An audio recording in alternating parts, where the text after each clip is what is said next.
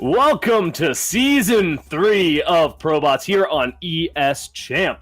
It is so exciting to have you all here with us. We have a great lineup for you. In the next 7 weeks, we have 16 bots going head-to-head to decide who will the best bot be. We've also got some fantasy brackets. We'll talk a little bit more about that in just a minute that you can all fill out. We've got fail bots returning. We've got all sorts of fun stuff. You can get our artwork as well. If you are in the Crown Club, you can get our artwork to download that cool intro screen you just saw. You can download that for your phone or desktop background, whatever you want. We also have an archive of past episodes now up on ESChamp.com. Go check it out if you want to see any previous seasons. We have had a lot of exciting ProBots, but it is time for yet another exciting season of ProBots. Could be the most exciting season yet. Let's go ahead and run the intro, and then we'll talk about it. Thank you for tuning in.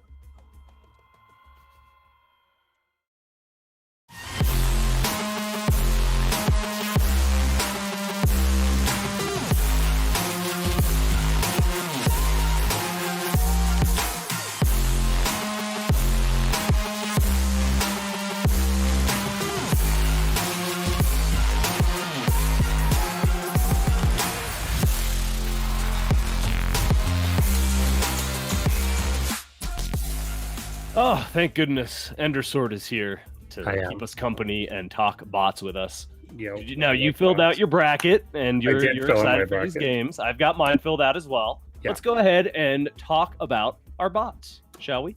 Let's do it. We have 16 bots going at it this season. We will be seeing 8 of them tonight. We have 4 best of 3s this evening, and we're going to be doing a little bit of a fantasy bracket that I believe you can all now go fill out. There will be a link in the chat. I'm sure somebody will drop it in there on Challenge, and you can fill out your little fantasy bracket and play along with us and make predictions and who you think is going to win. And this is March Madness style, so we'll be tracking it throughout the season. But October Madness. Yeah, but there's a small window. I don't know when we'll close it.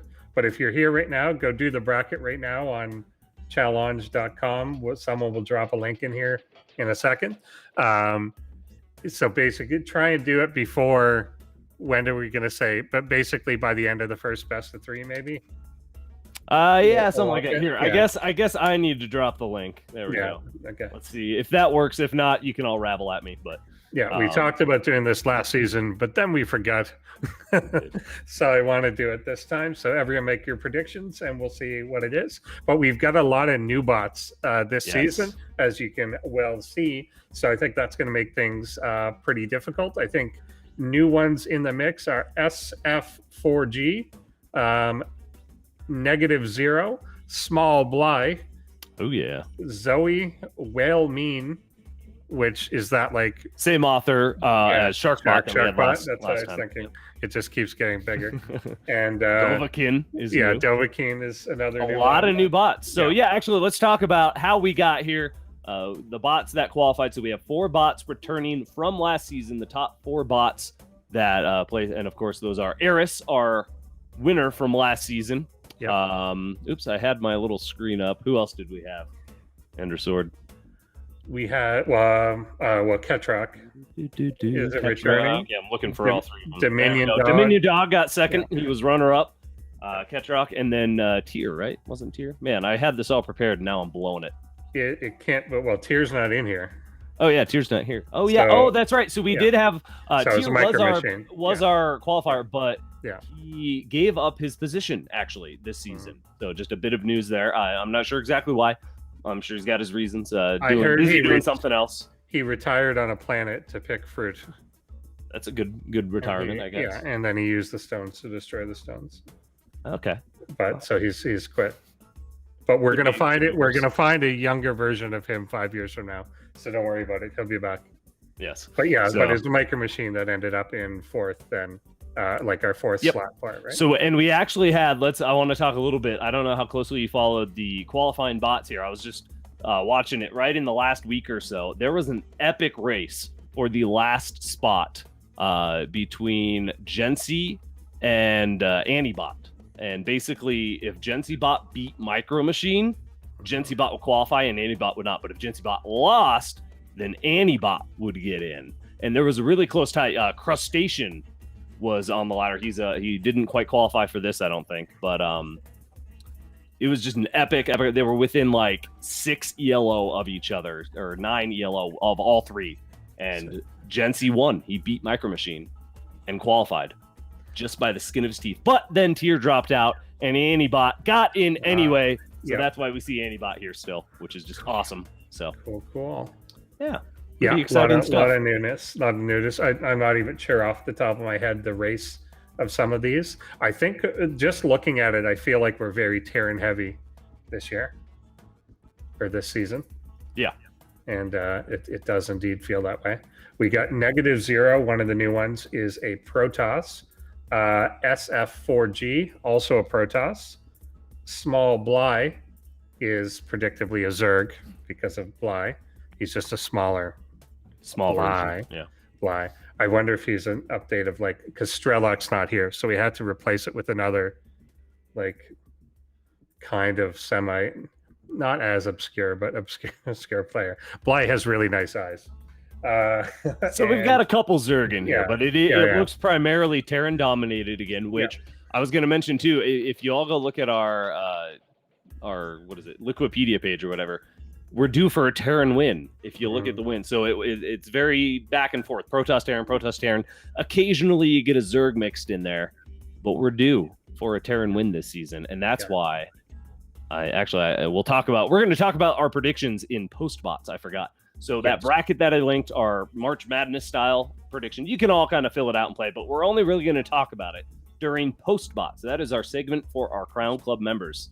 So go check that out. Join the Crown Club. We'll be doing that on Saturdays. You can actually come hang out live and ask questions and listen. And yeah, if you're in the Crown Club too, you're about to get a shout out. So let's run it.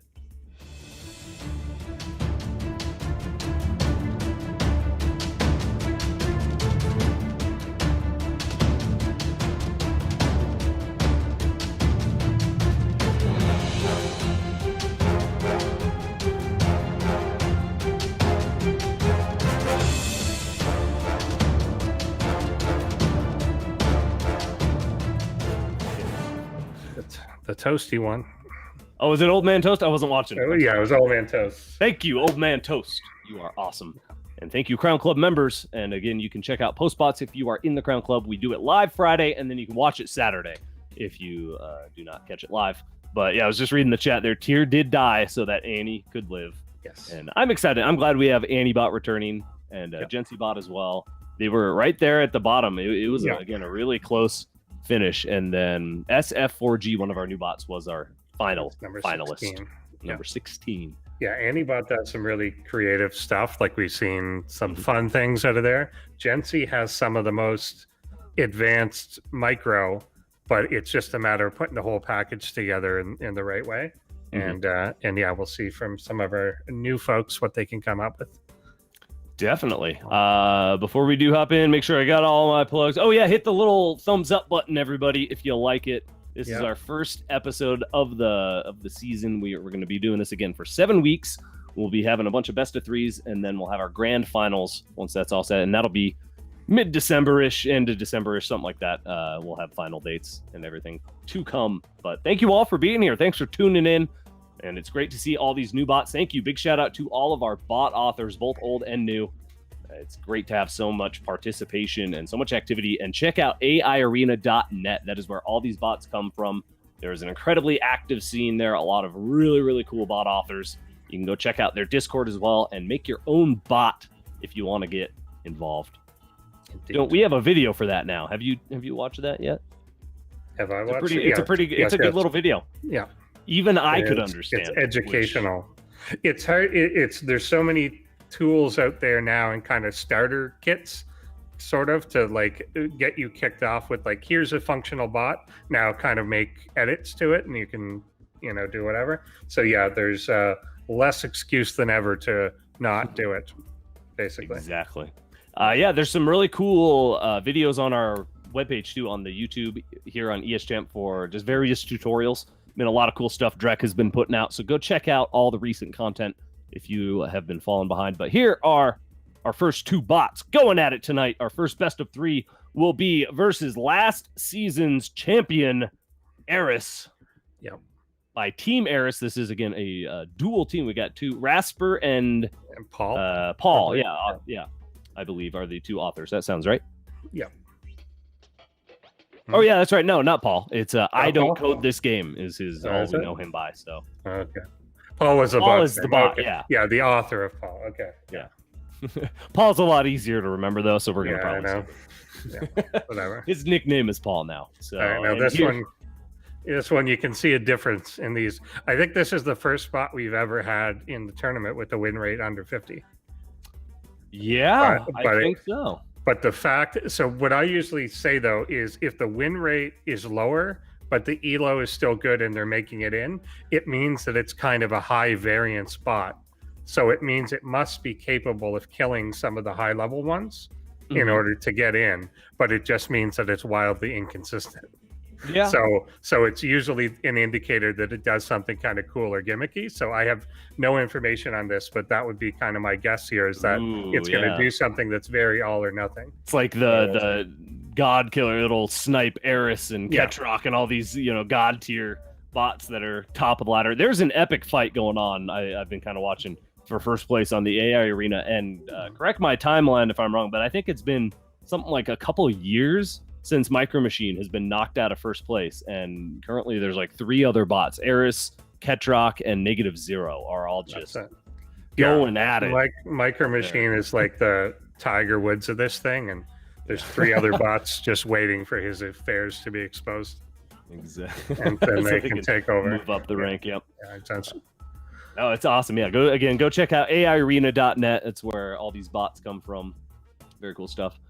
And we don't know a whole lot about SF4G, but we're going to find out as we hop into our first best of 3 here again on season 3 of 2021 on ESChamp. Thanks for being here. Let's get into it. Baby.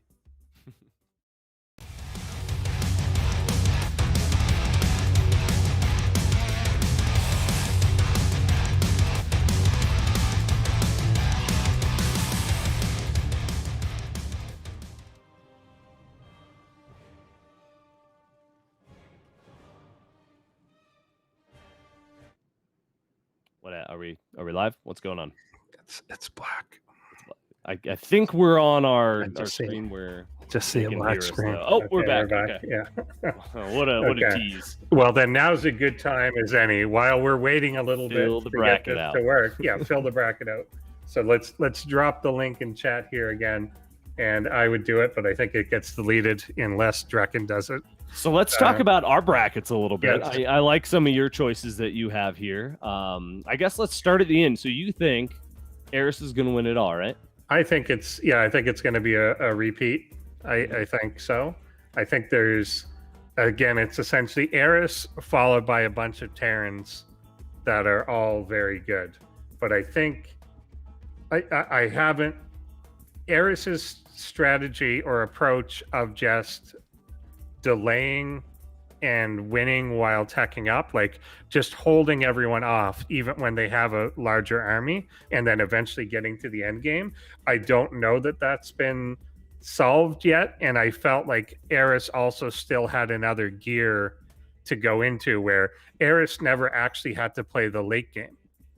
It held off in the early game and then eventually won in the mid to late game, but never got to that Broodlord Infestor like crazy point that it seemed to have. So it was doing all this investment into the super late game, and it never even had to use that. It just won in the interim with things like the mutas and whatever. So I think there's something there. But then the other one that could come in, which you got to remember from last season, the only reason that MicroMachine dropped down was because it bugged out. Like it just decided gas was not necessary. Yeah. And it didn't mind any of it. Yeah. So, and even then in a couple games it almost won. So, yeah. So that's another challenger, but I do still think Eris. Yeah, Eris, MicroMachine, any of those top 4 bot that I mentioned, or what was the other one? NegativeZero and Ketrock, like they're all fighting for first, moving, like switching places. So any one of those are a great bet. But it's going to be a Terran win. I know that for a fact. It's going to be a Terran win. Yeah, it just has to, or else our local media page won't have a pretty little color pattern anymore, and I'll be upset. So it's going to be a Terran win. I think it's going to be GenCbot going all the way. I think this is Gency's season. It has been almost 2 full years since Gency got second place. So Gency is up there. He has got the skills. He can go toe-to-toe with the best of them. And especially in ProBots, we get updates and things like that. So we can have snipes. We can have very unique scenarios. So I don't know. We'll see what happens. We do have everything ready. Thank you for your patience. Let's finally hop into our first best of 3 of the night. Let's go.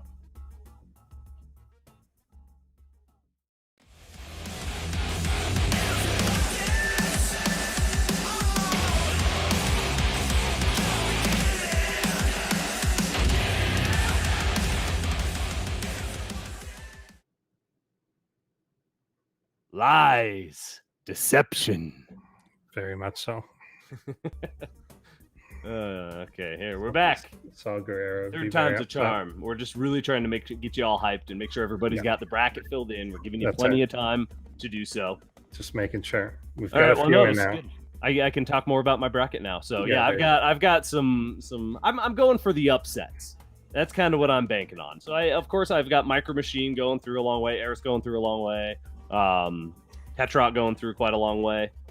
I actually have Ketrock dropping down into the bottom bracket. I think there's going to be a glitch or a bug or something that just every now and then, in the most unopportune times, his bot will sometimes just crash. Do a thing. And it's like really late game stuff, and it's like there was one he just posted on Discord where he basically won. There was like 1 or 2 buildings left, and his bot was just like, no, I crashed, and just quit. So. But I do have Ketrock going a very long way in this tournament. Yeah, I basically think have a rematch of Ketrock and Eris on it, and I guess Whale Mean would be another one that maybe I undersold through it because it kind of came through middle of the pack in terms of the placement, but it is some iteration on SharkBot again. So I don't know. Again, I don't know what it'll do. It's SharkBot did some clever stuff. Well, that's what I'm playing on. That's what I'm banking on is the X factors, the things that we don't think are going to happen. Yeah. Antibot and GenCbot barely sneaking in. I've got those two as like an epic match later in the bracket. So I'm going for my dream bracket here. Just epicness, upsets left and right. And we'll see so far we've got 8 people that have submitted so far. So far we have all right, nice. 3 Ketrock winners, 3 Eris winners, as Zoe. You can look at everybody's bracket, right? Yeah, you can see it. Nice. So we'll check out everyone's brackets and peruse. You can edit the bracket up until we close it. So make sure your predictions are finalized. Thanks for playing along, everybody. This is the test round, so you're all our test subjects. Yeah. If it goes well, we'll have it back with bigger, better stuff next season. All that. So how we looking here? I've heard nothing from tech. As far as I know, the show's done. They just abandoned us. Like in the pre-game or in the pre-production, I could see a game. I'm pretty sure. It looked good. So I don't know what happened. Don't know what happened to that, but it's something. Okay. I don't know. Has anyone tried AoE4 yet? I've been watching a little bit on Twitch streams. Looks kind of fun. I don't know. I'm honestly, I feel like it could be way better than it. It feels like it should be way better. Yeah, I've only played. Well, I got off work and played a few hours till I came here, and I'll play after this too for a bit. But it feels very much like AoE 2. So they didn't go. AoE 3 was a train wreck. Yeah, so nothing really feels like new or exciting, and it feels kind of Warcrafty, or it looks kind of Warcrafty to me, just the way the units move and stuff. They added stuff too that makes it a little more Warcrafty too, in that more units have abilities now.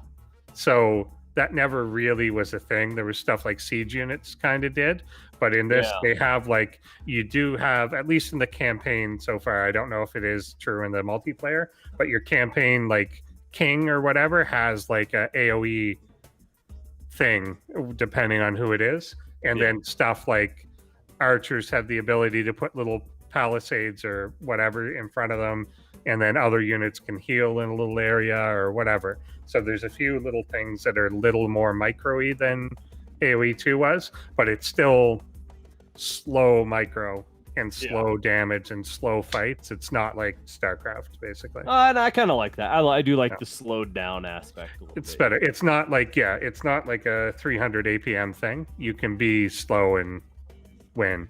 Yeah. But so it is much more it's funny how Age of Empires, because of the way that you age up, it's almost the exact opposite lessons you learn in StarCraft of like spend all your money in macro or whatever. It's like save your money until you have a pile of gold and then make a thing or whatever.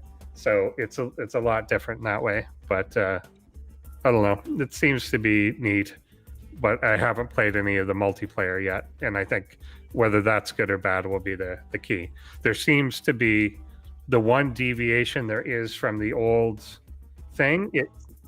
Are you good now? Ready? Maybe. All right, they're going to cut to it, and then Ender Sword will continue aside. Yeah, Empire Earth, that's a good one, too. Empire Earth I really liked. That was a really fun one. All right, here's our game. Go. Let's see.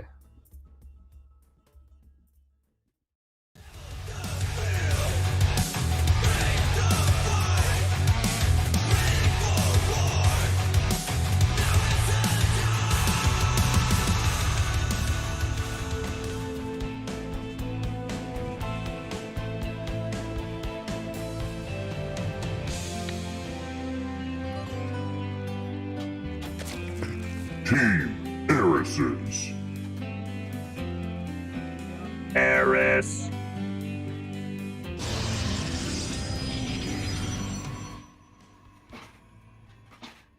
Erifrax. SF4G.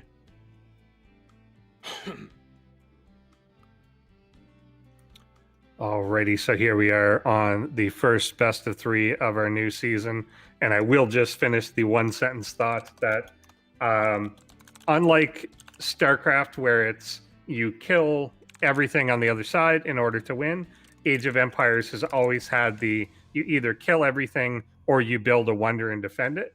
It now has the mode of you kill everything, build a wonder and defend it, or take 3 strategic locations on the map and hold them for a period of time, so you can win through a King of the Hill style method, which will be interesting. I'm curious how that'll be in multiplayer, so it rewards map control, because very often Age of Empires gets very turtley, and this would stop you from being turtley to get your wonder up, because if you gave control of the map up, then you'll lose that way. So I think that'll be interesting to watch how it plays out. And again, I haven't played it yet, but that's what I've seen.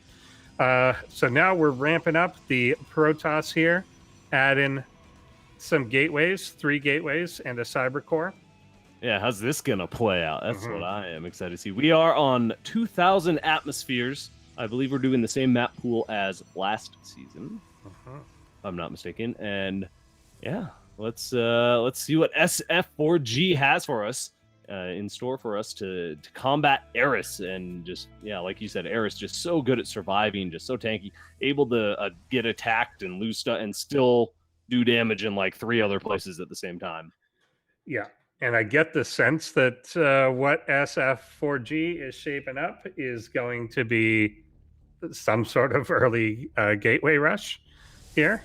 So I imagine, he's even chrono boosting out the warp gate. So I think we're going to get a 3-gate attack. Is there a proxy out though, or anything, or is this just going to be a straight run across? Well, stalkers are pretty quick. I guess he could just run them across there. He just needs to get there before Eris can really get traction and hold it out. Well, I guess SF4G needs to get the traction, and against a 3-base opening like this, a 1-base quick rush could absolutely give him the snowball effect that he needs to just keep the pressure on and keep attacking and keep Eris's larva low. and drone count low, all that. So yeah, let's see Now, here. a probe going out here, I kind of think that this one probably is, where's it going? Off to the side. Is this for a proxy pylon? If so, then the Ling is all over it, but Oh, it's yeah, going to he's make it. right so, away. yeah. Oh, it is. Yeah, Yep. So it the is. Ling's gonna be like, "Hey, what are you doing?" All right. So it will be Continues going for the seen. Will be seen, but what can he do Wow. about it? A drone Well, he can comes make out. 16 Lings. 16 Lings are finishing up right now, and against 3 Stalkers, he's fine. Does he have speed as well? Yeah. This was over before it even really started. The Stalkers are going to try. Oh, he's going to pull him back. Yeah, he's going to pull him back to the pylon, but he didn't actually come all the way.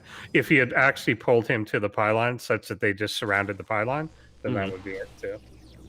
Ooh. Oh, that would be nice to get that Overlord. Yeah, is it almost supply cap him? Yeah, that would be supply cap him exactly, actually.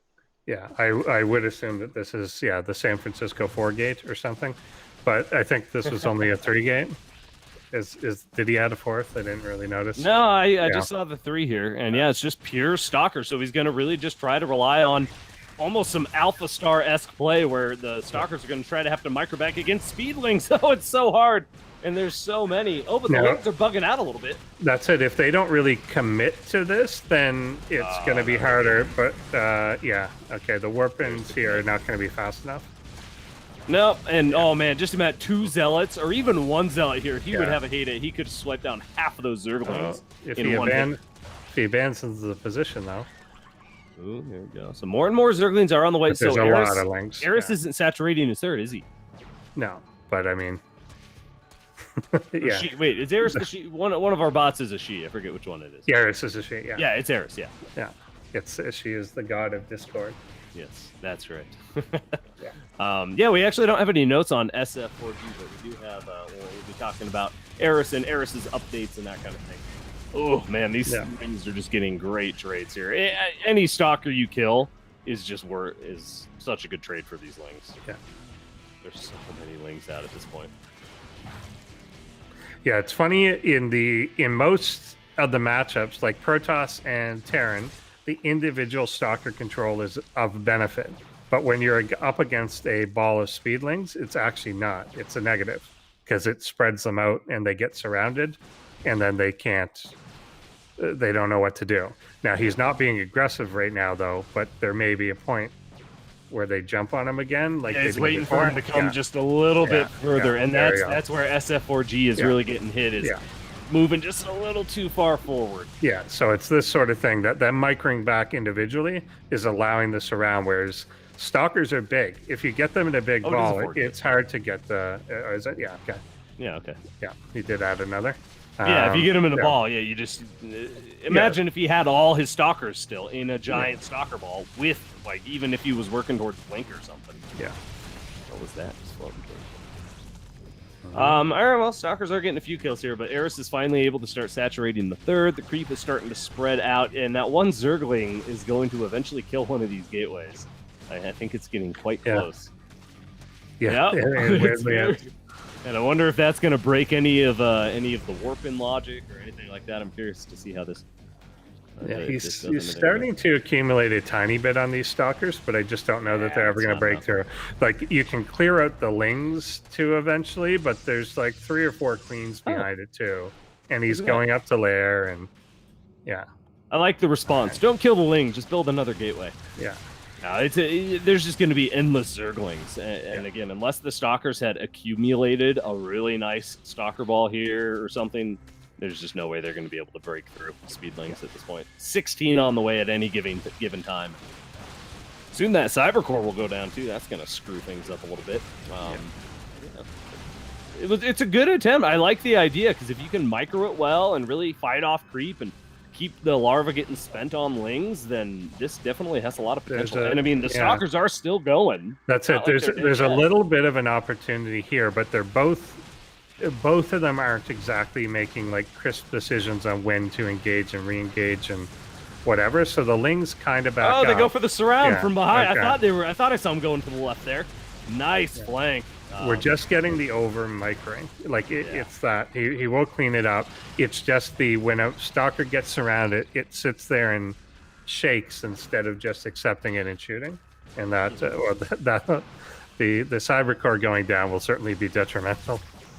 Oh, he's not building. So he has code to build a new gateway, but well, it's not dead yet. It's not dead yet, but it's going to die. Yeah, it's going to die. So will he know to default back, or is he just going to stop doing anything? Ooh, I don't think it even matters at this point. Hydras are on the way out now, and that's really what's going to shut this down. The Lings, you know, you can fight them as long as you don't get surrounded and that kind of thing. And actually, the Stalkers have made an incredible amount of traction here. Way more than I thought they would, and they've been fighting on creep pretty much this whole time. So that is impressive in and of itself. But the Hydras are just going to shut this down. So I kind of want to see the resources lost. I wouldn't even be surprised if it's actually in. Oh, it's pretty even. Pretty even, but more gas obviously lost. Stalker versus Lings. It's just that Eris's economy is, well, triple his, but like quietly he's taken 5 basically. What? Oh, the pro comes and distracts the Ling. Oh, now he doesn't do the cyber. He goes after the pylon instead. So keeping hope alive. Keeping hope alive. It's funny, the entire time, like the supply has been almost the same for SF4G, like just the entire game. He's just at almost perfectly replacement rate for what he's got, but Eris has just been creeping up, and we're gonna have the first Hydras actually fight here now, and they're just gonna pull this apart. So Greg, I kind of see what you were talking about earlier, how he might not be the best or have the most wins, but he can just get these high-profile wins that get him a lot of ELO. Like, look at this. He's you can see how this would win. Causing chaos. It's not going to work in the end, but it's still doing a lot more than I ever thought it would. Yeah, I'm impressed. I'm impressed by the Stalker. Yeah, and that's somewhat what I expected, and I wonder if he's doing any other techniques too. I didn't really notice, but of course, Scarlet was a 4-gate bot as well, and she's kind of dropped out of the scene as she's, playing StarCraft. Busy being a pro. Busy being like an actual human player. But she developed, say, the speed mining and those sorts of techniques, so I don't know whether that's being picked up here at all. But yeah, there's clearly a spot for a Protoss bot that just does a gateway. If these Stalkers had defensive blink micro, I think they could absolutely do this against there. Like I'm just amazed they're on creep, still fighting. Here we go. The final surround will shut it down here. Every single Stalker gets caught, and that is gonna do it. Eris will take game number 1. But wow, what pesky Stalker play. They really put up a fight there. Damned impressed. Yeah, you can imagine that against the Terran. Yeah, I could see this working really well against a lot of our high-profile bots. That's some tricky play. Indeed. So now we'll get backed up to home. Creep literally at the doorstep. Infestors here for fun. And that will do it. All right, so Eris, our last season's champion, will take game number 1. Oh, okay, yeah, it is Eris 1. I was like, replay desync. Who actually won? Sometimes the bot will crash right as it's about to win. So it does happen. It does not happen here. I think Andy might be frozen here. Am I frozen? No, I'm good on. You're moving. OBS. Your frame. Okay, you're good now. Well, no, I don't know what it's doing. We'll figure it out. Usually you're the broken one with the often with the glitching. I don't know what's going on with mine. I'm fine on OBS. It looks good. So. Yeah. I don't know what to tell you. Everything's fine on my end. I'm blaming production for this one. Can you hear me though? Figure it out. I can't. Yeah, I think your sound's fine. Your sound's fine, and that's all that matters at the end of the day. OBS. All right. I can reconnect to OBS. I'll give it just a moment here. All right. So basically, there's match number 1. So I do think that is, like I was kind of saying, a high variance sort of thing for SF4G, that you can see how it's just very much going to be potentially a build order win or loss against various bots.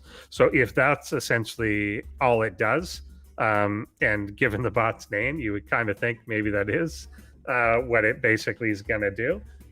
Whether there's different variations of that or not, I'm not sure, but you could definitely see that sort of thing working against not just some bots, but some builds of almost all the bots, that if they don't open a certain way defensively enough. In this particular case too, the Lings scouted the initial pylon that was being put down, and he got a good scout of the base. So if he didn't make an initial wave of like 12 Lings, 14 Lings, and just keep flooding them, then you could see that that could theoretically get out of hand on him if it just opened a little different and he didn't catch the probe coming across. And I also don't know, because the probe died, I don't know whether or not the probe had intended to make a gateway there or anything. Because I think if the probe had made a gateway to then make that faster warp-ins, then I think that would have been well worth it. Because a lot of the stalkers got caught while warping in, and just the slow warp in is okay. So it can be a four gate blink sometimes, like Andy was saying. Okay. Might help. Blink would be really good there. I'm back, by the way. Yeah. Hey. Yeah, I don't know. It's still really laggy, but yeah, again, it's nothing. My internet's fine. Everything's where you can hear me fine. You can see me fine, right? I'm not lagging for you there. It's right. Not me. That's all I know. All right. Well, as long as you can all hear me, that's fine. We do have game number 2 just about ready. It says soon. It does say soon. I wasn't but watching. it said that a few times before, though. No, and he just started the clock again. Okay. He was not soon. Well, that's perfect. You all have time now. Is our bracket still open? Can they still? Should still be open for now. I don't know when we'll close it exactly.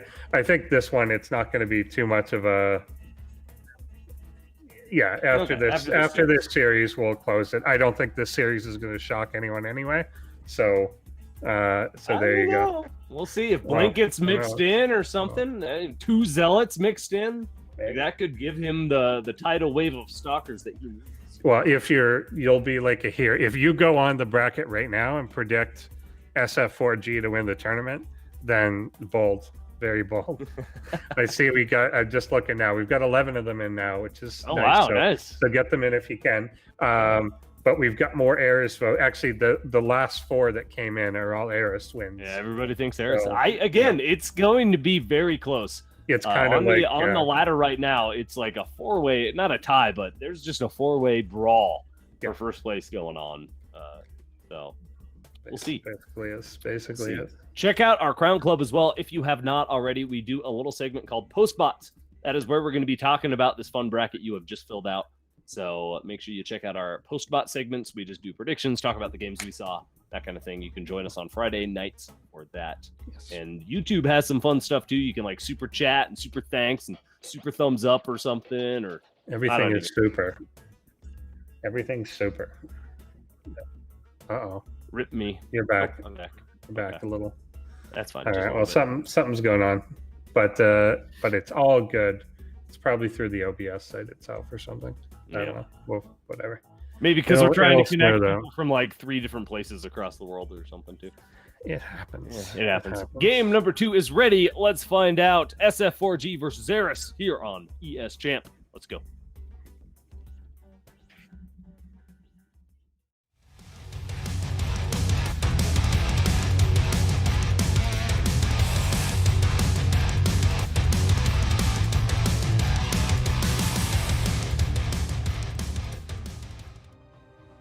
Super disconnect. Team Eris's. Nice. Eris.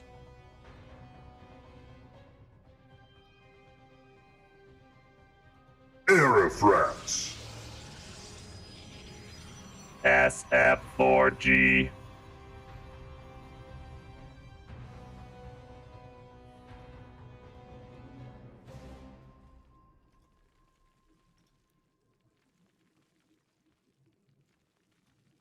Don't be fooled. Eris, that's a cute little kitty you see in that photo, but this is a kitty with claws. Eris will tear you up. And going for the classic hatch first here. All right. SF4G, what are you going to do? What do you think you should do? I think he should increase his latency and go up to 5G. That could work. I have not been impressed by my 5G as of No. late. I'm just saying I have a lot of issues. don't. Where it just doesn't work well when it I should. Like I Twitch don't notice the just- difference. No? Yeah, I don't notice the difference, but my DNA has changed. So I mean, so it's working. That's good. But yeah, I don't know. I don't think I've ever. I think I'm just not a mobile guy. Like I don't try and play games on my phone or anything. And then especially during this past year or two, is I don't go anywhere. Yeah. so I don't care. I'm at home, so I'm always connected to my Wi-Fi. That's a So good point. so I don't care about 5. Like it hasn't affected me at all. But I was Well, thinking now I that, have to go out and work yeah. and watch Twitch streams. If it upsets Exactly. me that I Yeah. can't watch it. So yeah, and I haven't done that. I've even my contract's up where I can get a new phone now if I want, but I'm like, I don't even really want one. Like I don't use it anymore, almost. Like, so I don't really care. But yeah, Unnecessary. exactly. But there's all the new ones that like fold out and everything, and I'm like, I don't know. I just think of how big that's going to be in my pocket. Like they're just huge. I don't know. I've got, what do I have? The Samsung Galaxy something, Galaxy whatever, and it actually, I forget it's in my pocket sometimes. It's nice and flat. Yeah, It's all right. I think what's mine? I've still got the 10. The 10, yeah, I think that's. Yeah, so and I think that's fine. So I want something like that. Well, but great. If whatever. you start getting the cases on it, that's where it starts. Yeah, I never do the case. the I case, don't yeah. drop. You always see people with the cracked up That's me. screens and That's stuff. why I You- asked you you to get a get case, that? but I don't See, anyway. I so. don't. I've never dropped. I've never dropped it. I never had a crack. Well, why I do you don't know not, it. you, Mr. Sticky Fingers? Yeah. Lucky you. Exactly. All right. Well, here we are on Lightshade. We've got pretty much a repeat of last game. Third base is on the way. A lot of Zerglings. There are the 16 Zerglings in production. 18 now, with already 6 out. And So I think this is a key that he has seen the pylon he again. sees it every time. Eris is on top of that. Yeah. And I feel like this pylon though is farther away. I don't know whether that plays to his benefit or detriment, because he eventually was flanking the pylon and catching some things that were warping in. Ah! But it's both farther to retreat to and farther to get at. So I don't know. Yeah. Wow, Ling's really doing a much better job at committing there. But yeah, I think that I do like that it's a little further away and a much more defensible position as well. You've got that kind of choke on the right. You got to go up ramps either way to get to it. So it's kind of tucked in there a little bit. But yeah, if the Stalkers can't retreat back to it, then it doesn't matter. We've already got 2 or 3 Stalker deaths. So. Yeah, and I think they are going to get chased down like Run! like that. Oof, one more down. Another one bites the dirt there. I can't say the other D word or copyright infringement won't get us. That's Yeah, you got to be careful.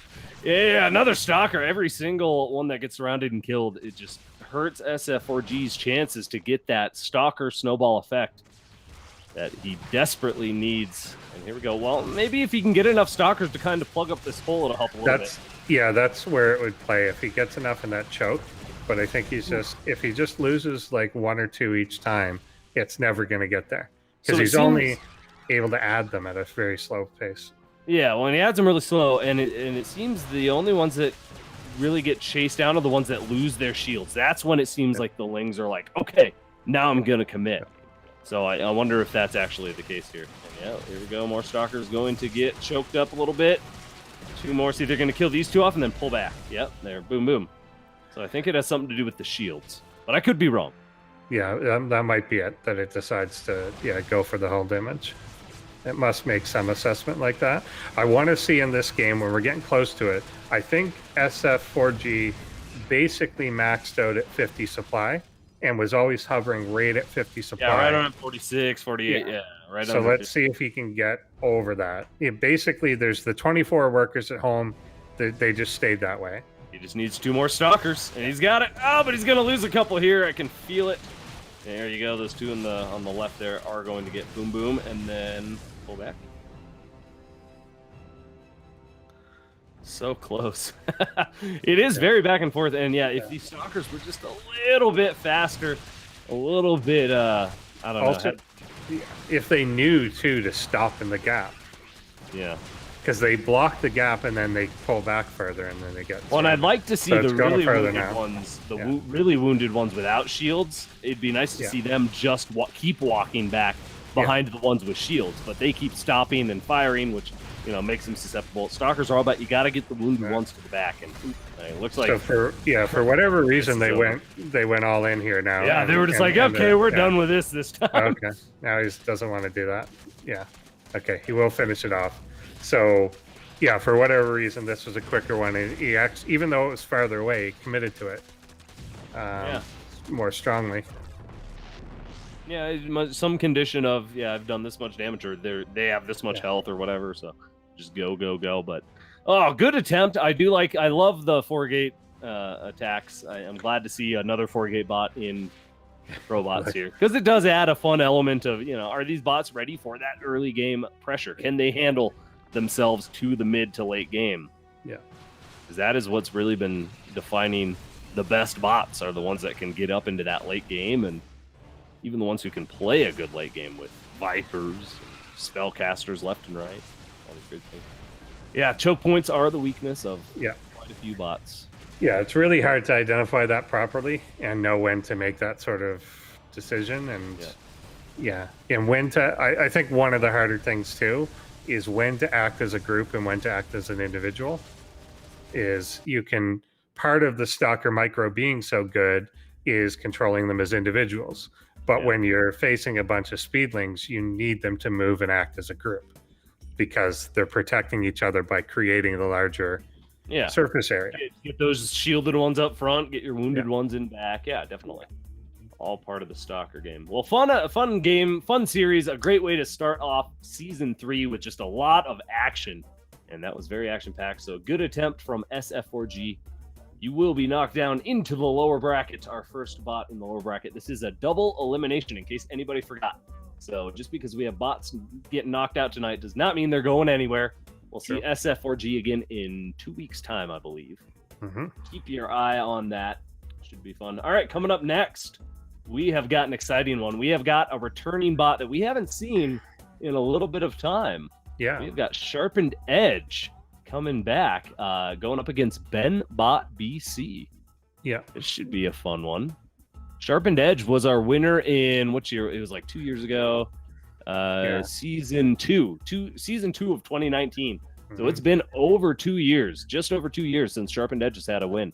So maybe this is SharpenedEdge's season. Who knows? Could very well be.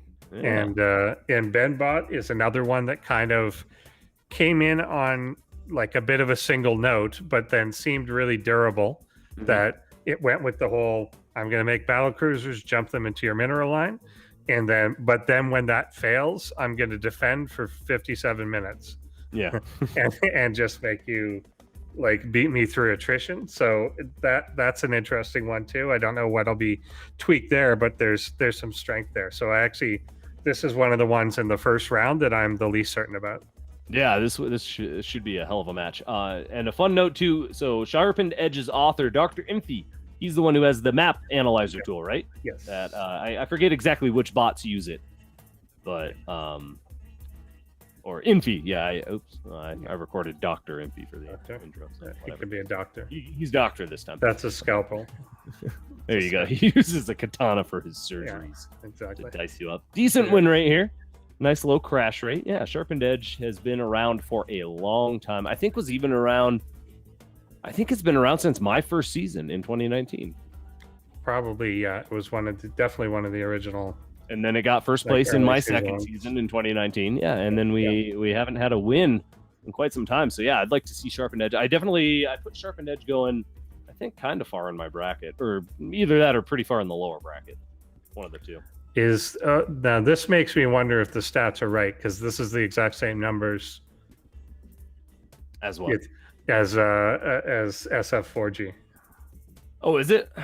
They've even listed the same author. So I think he just changed the name. So this is not right. These stats are invalid. But yeah, I did predict SharpenedEdge to win this one. So I do think. But BenBot has some phenomenal play. BenBot can get up into battle cruisers and fun things like that. But SharpenedEdge just has a lot of experience. that BenBot I think doesn't quite have yet. Yeah, and I think the BenBot, like the battle cruiser thing, battle cruisers are hard to deal with. Anything that's stable, and we saw this with like Tempest and everything too. Anything that's stable in the air and has a good way to escape is very hard to take down. And so I think that's a good benefit of BenBot, but I think the way that it approached, where it would rush to a BC and then jump it in, means that if you had the ability to kill it at that moment, the very first one that comes can't escape. Yeah. And I think there's something to that, whereas I think you could tweak it a little. If you made like one or two and flew them across such that they then united with two that jumped across, and your first BC encounter is with four of them, then you might be screwed. Yeah. So I don't know. It would be. It's BCs are kind of one of those things that when they show up, they should be like stable in that moment. Yeah. Like they should be kind of almost overwhelming in that moment, and then you have to drive them away, sort of thing. But so we'll see what he's done. But I know that he added a little more of a defensive beat in between. He tended to do that. The weird bunker magnet thing. Oh yeah, I remember that. Yeah. Or he'd put a bunker in a place that actually didn't defend the natural or the third, but it still just attracted. Like, oh, there's war to be had here. I think we're ready. Yeah. So let's go ahead and dive into our next best of three here. Going up, SharpenedEdge, one of our veteran bots here for a long time, against BenBot. BenBot's notable achievement was the Season 3 Finals 3rd place in 2020. So definitely some skill to be had there. But let's go ahead and hop into it. This PVT here on ESChamp. Let's go.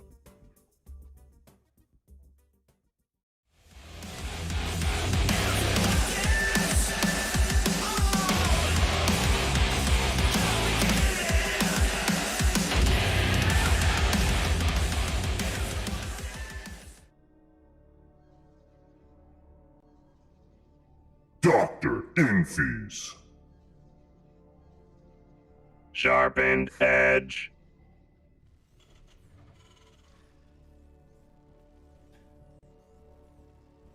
Blossiers. BenBotBC. Okay, Oxide will be our map of choice. SharpenedEdge already pulling out the blades and getting ready to go here. Now, I'm glad to see SharpenedEdge back at it. I feel like it's been a few seasons since he's even qualified, or has been able to qualify, or has been busy. Obviously, Is our stream frozen? Oh no, is it? I don't know. Looks good to me. Apparently. Are you frozen? On the YouTube, someone just said. What? I don't know. Let me refresh the YouTube thing. I'm not sure. Yeah, it looks okay, fine to yeah, me. it's fine with me. Yeah. Okay. I don't know what you If it's frozen for you, then refresh. But I saw mine mention that too, so I don't know if that's what you meant. Okay, yeah. So we do have the proxy here, like you said. Hell yeah, we got a proxy. BenBot going all in here. Well, maybe not all in, but could just be a little like Reaper harass proxy or something. Yeah, that's the beauty of Terran, is you can always move your proxy once you're done. Interesting. Okay, so he's going to be a Marine first. Yeah, looks like he's going to do a little bit of a bunker contain just outside the natural, and that should be close enough to deny any base from going up as well. And there is the base right there. So I don't know. This is going to be interesting. Probe is going to start trying to deal with this, but the Marines are. Oh, here come the rest of the probes. Huge pull right now, and he's just going to slash this down instantly. His probes all have razor sharp katanas, and they just dice that bunker and that Marine to pieces. Yeah, does get the cancel out. More Marine will still come, and it's gonna be a little while though before we have an actual unit. So BenBot could still be, could just still. Okay, fine. I'll put another one. Keep doing it. Like it doesn't matter because he's not making a unit yet to defend. So any more probe pull? Okay, no probe pull. Which I think it's good not to pull the probes the second time. Too much lost mining time if you pull that many. Yeah, we'll get a stalker out. A stalker should be able to kind of push this back. And all right. I'm liking this so far. BenBot might be able to get a little bit damage done here still. I don't think this is going to be quite enough to kill the Nexus. We'll see, though. The SCV repairing might be able to keep this bunker alive long enough that it could kill that Nexus. That would be huge. Yeah, I feel like this is going to all kind of bang. Will the Nexus survive or not? If it lives, SharpenedEdge is in a great spot. If it dies, kind of in a little bit of a bad spot. The pylon up front is potentially a issue. No. Are you going to die? Why are you dying? He almost got that SCV. That was some pretty good targeting at first. Cancels the pylon. He needs to get a pylon back away so that, like, I don't know, so that he's got something there, but he can't just put it in front, and I think that's what he keeps trying to do. Ooh, BenBot with the big moves here. SharpenedEdge not dealing with this as well as he could. Oh, he does go for the SCV. Nice. Yeah. Okay, so now he can start damaging that bunker. That's pretty huge. He's unfortunately going to lose another stalker. Yeah. Yeah, trading 2 stalkers for the SCV, not great. There is a tank that is under construction. If the tank gets over and in position, then it's going to be very hard to get down that ramp. You know, he's actually gotten a decent amount of mining out of that base. He might have mined roughly what the base was worth. So in the end, as long as I guess it kind of turns out even, it's not the worst thing in the world, but every unit he's losing here is just so painful. Yeah. Okay, now another SCV's there. He's got to target it down good. Does get it, he has to keep that going. Yeah. And more Marines coming out. He still hasn't even dealt with the Marines on the outside of the bunker. So, if the stalkers that have been almost dead were able to retreat and regen shields, but they don't seem to know the range that they need to be at, and they're just going in for it. All right, here's a decent group of units, and he really needs to end it right now before this tank gets established. Okay, so well, this the bunker will burn. Oh, no, it won't. Oh, the SCV! What do you? Oh, what do you do with SCV? Oh, Okay. All right, he's a dummy. That SCV through. I love where he put. I love where he put it, though. He's like, "Oh, you're gonna try to build a pylon here? No." Yeah, I think the SCV threw a little bit. Zealot, go get the tank. Go get the tank. All right. If he had saved that bunker, this was for sure done. SharpenedEdge was, I think, dead. But now, SharpenedEdge might be able to craft some kind of comeback here. Yeah, exactly. I think it came down to that. He was just in time and ignored it. That's incredible. Yeah. SCV dropping the ball a little bit there to build a turret that he didn't need in a place that it was not necessary, unfortunately. Yeah. Good. No, I mean, this is good for SharpenedEdge. I like how it's going to even things out. I want to see a longer game between these two. I want to see Battlecruiser's Ender Sword. Yeah. And I think that's what he's going to. So behind this, he is shaping into that bunker on the top of the ramp there at the natural. And I think he's kind of going to turtle into the higher tech. He's getting the starport, getting the armory, and then, there's the fusion core. Ooh, I like he's getting a missile turret range, too. Yeah. Sorry, what do you... I was listening to the stream there. I missed the last thing you just said. Oh, just the fusion core, basically. Oh, the fusion core, yes. Oh, there it is! Yes! Yeah, so we're getting there. Yeah. There, I was checking some sounds. So now I'm kind of curious what SharpenedEdge is up to, because he's kind of now... He's not putting another base down. Okay, I say that, and he does. But he went into, like, kind of let's build an army mode. So maybe he feels safe now, and now it's going to resume this. It would be nice to see him go out and get something done. If he goes, this is his only chance to, because BenBot's about to take off, and he's so far ahead economically that this production, once it kicks in, SharpenedEdge will just fall behind. He could take a third behind this as the other option, but I think he really has to go stop this third from getting up. Oh, for sure. Yeah, I think if he could go deny that third, that would be an ample amount of something to at least keep things relatively even here. Ooh, but he's gonna need something to deal with battlecruisers. A robo facility's not gonna really do much to help him with that. He's gonna need a lot of blink stalkers, air units, voids, something. Yeah, and so far we're not gonna get that. The sentry may distract them, but that's it. Hopefully the sentry will make a hallucination and at least see that that's coming, Okay, his army is moving around the map, but now I think he doesn't have enough to cancel the third anymore. Well, Yeah, he might be able to still put some pressure. If he catches them right now, then maybe, yeah. There's a huge defense up at the natural, but it's bunkers, it's a couple things. It's all get up there. baited. Oh, don't go this way. No! Don't get baited. No! Okay, you got too baited. Super baited into the one place he should not have gone that I was talking. He heard me talking about it. I was like, wait, what's up? Yeah. Oh, he could. I think he could have absolutely killed this third if he had just pounced on it. He at least killed a lot of SCVs. Oh no, that is unfortunate. Now he will just pull back in. Actually, does get looks like a third of his own on the way. Actually, that's really nice. Yeah, but still very far out. But we're gonna have the first BC done in a few seconds, and then if this going to jump in right away? If it does, actually, I think that's fine for this game because I feel like it usually does. BenBot loves to go right into that mineral line and start doing damage, and then kind of once it gets low, it'll fly back behind in the empty airspace. Which there we go. On this map, there's not a whole lot of airspace. Stalkers coming in. Probes got pulled, so no probe deaths. That's really nice for SharpenedEdge. And actually, I think there's enough stalkers here. They should be able to force this away. There is enough stalkers, but they're going to do the thing that they always do. Which is attack at max range, but yeah, he will be fine ultimately here. There's enough space there. Nice. Okay. So we'll come back in once that teleport is ready.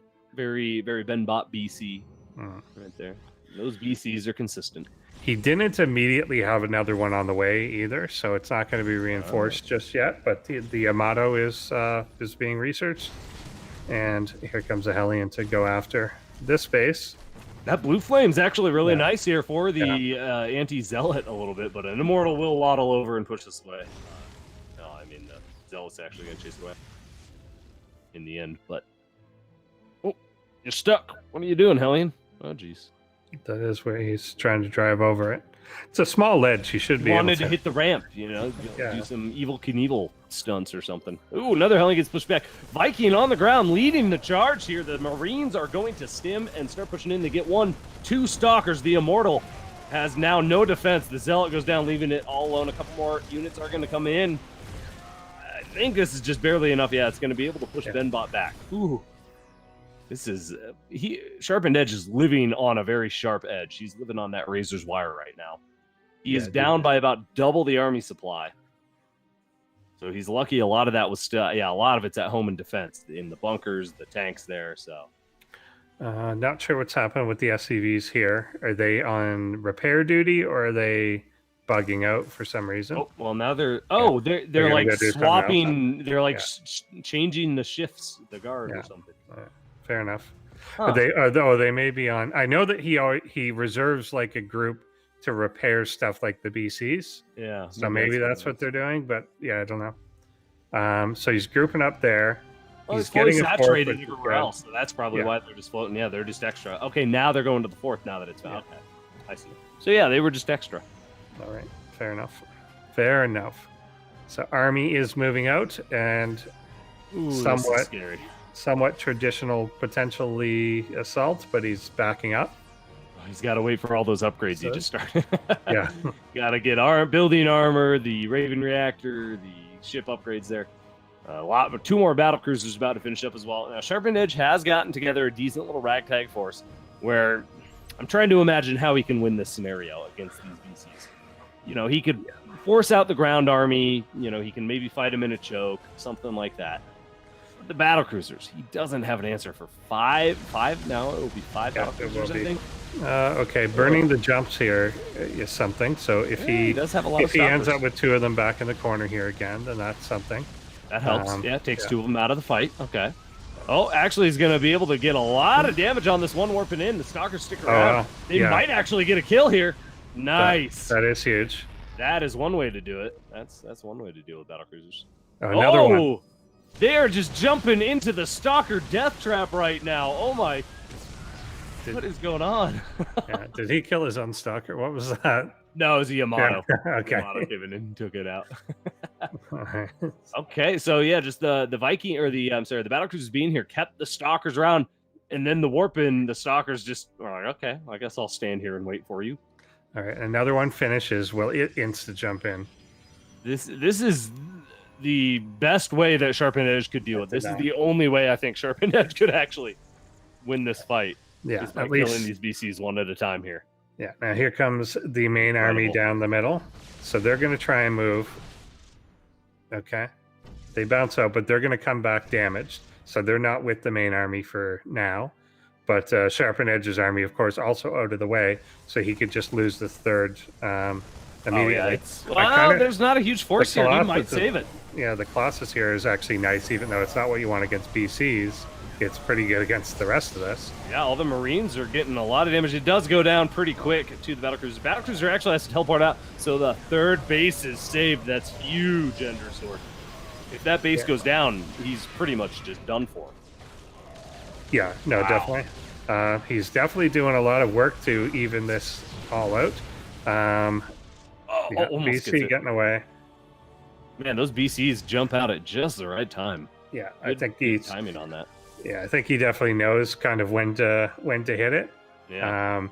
I like that Protoss is getting the upgrades. You do have to keep pace with the BCs as they get armor as well, for sure. Or else you just start to get really, really weak in taking them down. Well, you'll never be able to kill them because they'll always be able to teleport away if the damage they're taking is just so little. You got to get an overwhelming Stalker force to really target it down. Here we go, BCs versus Stalkers. BenBot. His biggest problem is he's just not grouping his army. He's fighting with little bits at a time, and the battlecruiser's getting caught alone. The Marines getting caught without battlecruisers. Oh, even losing one there. Oh, this is huge. SharpenedEdge is making a comeback for the record books here. Yeah, it was looking so rough from that start, losing his natural and getting so far behind economically, but he is fighting back. Stalkers with blink as well. I wonder, does he do any aggressive blink forwards? If he does, then the BCs are going to be in trouble. The real big key to this, obviously, was just sacrificing a couple BCs into an already massed Stalker army. Mm-hmm. The bio at this point is looking like it's virtually useless. There's a nice blink forward to take a Raven out. Every Raven and Viking he gets as well is great because it's just stalling out for BC time. Yeah, that helps a lot.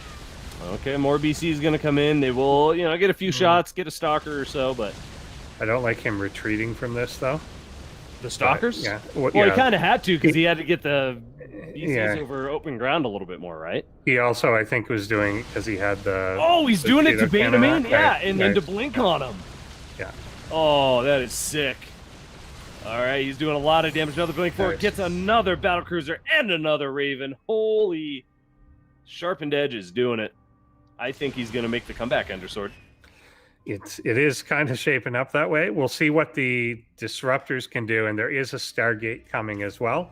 Transition into either Void Rays or Tempest. Really, I think either one would. Oh, work. anything? No, yeah. All the so many Marines are dead. I think Void Rays would be the best choice. Yeah. The plus armor, just turn it on. I guess it's that speed damage. Like the whole thing with the BCs, you want to catch them so that they don't have time to jump out, and so the armor would do that. But the Tempest also just hailing at range, obviously, we know is good. So he could lose the space, though. Again, he's got others, but that's a loss. Ooh, a bat, not the best blink forward blink there either. Yeah, taking a lot of damage, but he is going to be able to kill a lot of this off. Gets all the ground units. Almost gets another very, BC. very close. He did get one. Almost. No. Oh, man. They are so low. Oh, my God. He got out with 3 of those. That's incredible. Look at all those. They get repaired so quick back, but not losing them is definitely key. But it still obviously takes the resources to repair them. BenBot, though, is swimming in resources. And BenBot's had more army and more economy this entire time. But it's just, again, this really does feel like a BenBot throw a bit. He's got a lot of defense here at home. Those Widow Mines are doing nothing. They are wasted supply. Like, it's a great idea. I really like this defensive position. But at this point of the game, when you're putting on this kind of pressure, you kind of need that supply with your main army. And you need your main army altogether. Yeah, he's maxed on supply here overall. I think he needs to just throw down a bunch of production buildings, too. Yeah, his production just two BCs at a time is overproduced. too slow. Yeah. He needs to be just pumping that out and like with like 10 barracks and whatever. Just he's going to start accumulating money. He's getting great upgrades for those battle cruisers as well. Plus 3 armor. He's getting halfway done there. So we're now at exactly even army supplies, as both of them are near maxed out. They're going to pass in the night here. SharpenedEdge is just going to go continue to attack as well. Ooh, another base goes down. Battle cruisers have done a lot. I'm so glad that the battle cruisers have come into play and that they're doing so well here. The PF here, I would like the disruptors. It's pretty good to have at home. SharpenedEdge just has a way more diverse army. Yeah. To deal with this. Yeah, the planetary is going to go down because he's got those immortals. He's got stalkers that can blink back disruptors to clear out workers repairing. He's got sentries for guardian shield. Like, this is just such a diverse army out of SharpenedEdge that can deal with so much, I think. And it's doing phenomenally. Gets a battle cruiser. I think this is kind of the tipping point. Again, BenBot has more army still. Yeah, but... he's actually taken a big army. Like, they started out dead even on that. Wow, where's all the army going? SharpenedEdge has lost a ton of this. He lost a lot just to that planetary, to be honest. He just kind of took a lot of damage because he didn't actually focus it down. Oh yeah, it's not dead. Oh my.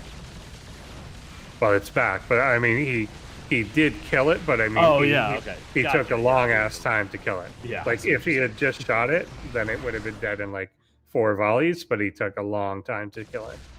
Oh, battle cruisers blinking into SharpenedEdge's base do pull some units back home, but SharpenedEdge is starting to regroup.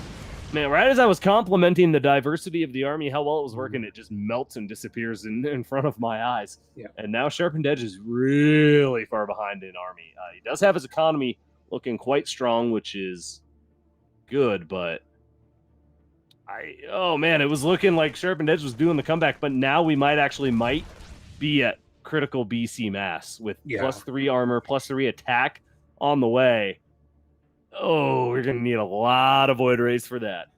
Yeah, we're at 7 of them, and you're gonna need about 10 times that. Yeah, maybe 7 of them in a pack with some SCVs repairing underneath it. A lot of SharpenedEdge's army can't even hit them. Yeah. You know, we've got like 1, maybe 2 void rays by the time it gets over. At this point, you needed like 6 or more. So yeah, this is but he's just kind of sharking around. He's not coming in for the kill just yet. But this is the typical, well, it's not typical in the sense that BenBot obviously was winning at the beginning, but then he hits a phase where he seems like he's losing. Did they just jump 3 feet? They all just, teleported like 3 feet to the left or whatever. Yeah. To go on top of that base. Which this is, again, it's given SharpenedEdge about the best chance you could hope for. You know, half the battle cruisers engaging while the other half are fighting the base. But there's just so many battle cruisers. He does lose 1, but maybe 2. Rip it across here now. Actually, lose it. He lost their cooldown, so they all have to retreat manually. But yeah, but they can. Too much. So yeah. Yep. Oh man, what a back and forth game. Yeah. I really thought that SharpenedEdge was going to be able to pull together a comeback there, and he really was. It did look like it. I think he really wasted a lot of army in a weird attack. In an attack that just didn't seem to recognize that there was a planetary fortress there, and just kind of milled around for a bit, which is unfortunate. But yeah, there you go. I mean, BenBot seemed to have this thing. He was obviously winning in this game, but then starts to lose it and then comes back. And I remember that from past seasons, that it was like BenBot is losing until he wins. And like it just has this thing where you can't actually push into him. It's just, there's a durability there that when you try and push in, you just get pulled apart a bit and you can never actually make progress. And then he comes back and wins. Yeah, and then the counter kills you because he's got 10 BCs. What did that mean? The garden hedging? What was that? I don't know what that is. What the what? Edging like a pro or something? Edging flower beds like a pro. What is that? I don't know what that means. I'm not sure. I'm very curious what that means. I don't know. I don't I know. got nothing. Epic game though. This is an incredible start to season 3 here. Very back and forth. BenBot with the awesome proxy, really putting SharpenedEdge on the back foot. SharpenedEdge coming back for all intents and purposes, and just almost making a comeback there. And then just something happened and just toppled to the battle cruisers, and it was too much. But we are going to be diving into game number 2 here in just a couple minutes, and I am very excited to see what changes. See if SharpenedEdge maybe can throw a different build here, or stop the proxy. That's kind of the biggest thing. If he could stop the proxy, I think SharpenedEdge is just leagues ahead. The fact that SharpenedEdge could come back and pretty much get on equal footing with BenBot after being that far behind is very big. Again, granted, part of that was Dominion Dog throwing a little, or I'm sorry, not Dominion, BenBotBC. Throwing a little bit with throwing the BCs half grouped attacks, and the battle cruisers teleporting in one by one into the stalker group, and little things like that can absolutely add up. But a hell of a turnaround by BenBot to come back and win. Here's BenBot's actual stats. This seems more accurate. Yes, that does, and his actual photo there. Yeah, exactly, and his name and the language it's coded in. Yes. Both Java bots. Oh, no, I'm sorry. He's a Java bot. SharpenedEdge is a Python bot. Indeed. I wonder, I'm curious to see. I haven't looked at our new bots. See, they're probably Python is the kind of go-to language. Yeah. smallBly's in Python. We'll see. A lot of our new bots are coming next week. Yes. Or a couple more of them. True. Oh, Go. Yeah, that's right. NegativeZero is one's in Go. Who was our bot last season? Somebody was. I forget who did that. Yeah, I forget who that was, but yeah, somebody was. I don't know. We've had a few little languages that. Do we still have a Rust bot? I forget who was in Rust. Oh, wasn't it the Brick or Spudde, or no, it wasn't Spudde, was it? Straylock. Straylock was in Rust? Maybe. Yeah, that sounds right. I could be wrong. Anyway, I believe our next game is ready. Game number 2 here to see if SharpenedEdge can turn things around. Let's go.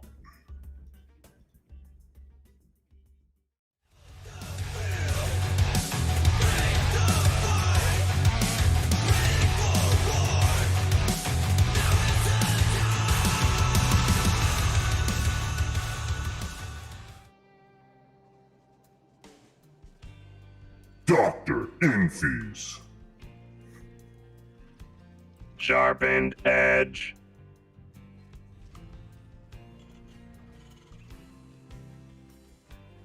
Blossiers.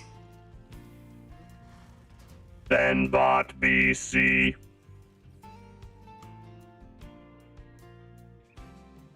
So there's voting as well, like on so you can do the prediction brackets, but then you can also vote for the matches tonight on.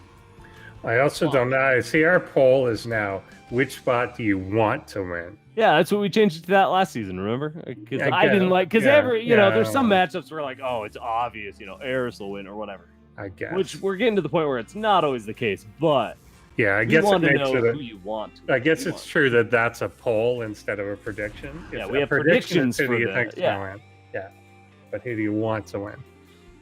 Okay, so he did obviously this. So he's basically slowed down the barracks. By slowed down, I mean there it is, not built, not building at all. Yeah, so well, that's pretty big right there. That's a big start. Yeah, so I mean that may be the game right there. If he stopped that, and there was a lot of time before the second SCV managed to get there. Plus, he's now aware of it. I don't know if he responds to that on what level. Probe getting in and apparently annoying those SCVs.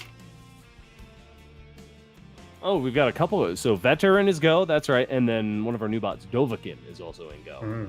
Oh, okay. That's from Skyrim. I had to look up the pronunciation. Dovahkiin. Dovahkiin. Dovahkiin. It's a good game. I've never actually played it. Really? You haven't even played it in VR? I didn't. No, I haven't. You gotta get it in VR. I might do it in VR. That actually. That's the game in VR that I've put the most hours into. I've played, Okay. yeah, I've played at least 100 hours I of did Skyrim Fallout, in VR. one of the Fallout 4? VR. Yeah, 4. Yeah, it's Yeah, whatever. okay. It came with my VR headset, I think. Oh, okay. And I only played a little bit of it, but it was actually really good. I need to go back and play that again. All right, well, here we are. We've got the proxy finally kind of up and running here. The bunker is going down, but SharpenedEdge has not even attempted a natural. He is going straight into Stargate play. I like the switch up. Yeah, I think this is going to work really well. Essentially, it makes this contain a little bit for nothing, plus it was slower, because he's just not trying to do this at all. So we'll see what comes out of the Stargate. Oracle. It's going to be an Oracle. Yeah, and it build Rush Tempest, man. Build Rush Tempest. I think build Rush Tempest, particularly for the map, I think a Tempest Rush is going to be nice. Hopefully he doesn't do what he's doing. Those are some brave stuff. They're just like, I'm gonna shoot you in the face through this hole in the bunker, Marine. Oh God, what is happening? It's like, because he didn't notice it at first. So this is his initial response to dealing with the proxy. Yeah. Usually it's before there's 4 Marines in it, and he actually is gonna kill the bunker. He does kill it. Okay, and the Marines run home. I'd be scared of those probes if they just came and tore down a bunker and killed one of my friends, and get the hell out of there too. All right, you're right. It's very interesting. It's gonna be Tempests. You were spot on, Endersword. Yeah, I'm just worried about the probes that he just lost, because rushing Tempests is intensive. Yeah, it's all right. He can rebuild them. That's fine. He's going 1 base Tempest anyway, so. All right. So you can only build 1 at a time. I guess BenBot's going to be somewhat passive here for a little bit anyway, because he has just totally abandoned this. He's not going to try and rebuild it or reestablish it or anything. With that passivity, this would be the perfect time for SharpenedEdge to actually get a base with all the money he has, all the minerals. Yeah. And it's a good map. It's a good map for a second. Yeah, I think a second should be hopefully very soon for SharpenedEdge. We'll see. Tempest on the way now, about halfway done, is getting Chrono boosted out. So obviously this is the priority. He's going to try to get a Tempest over there and start poking away at things. A Starport is just about done. So we will see Vikings very shortly out of BenBot.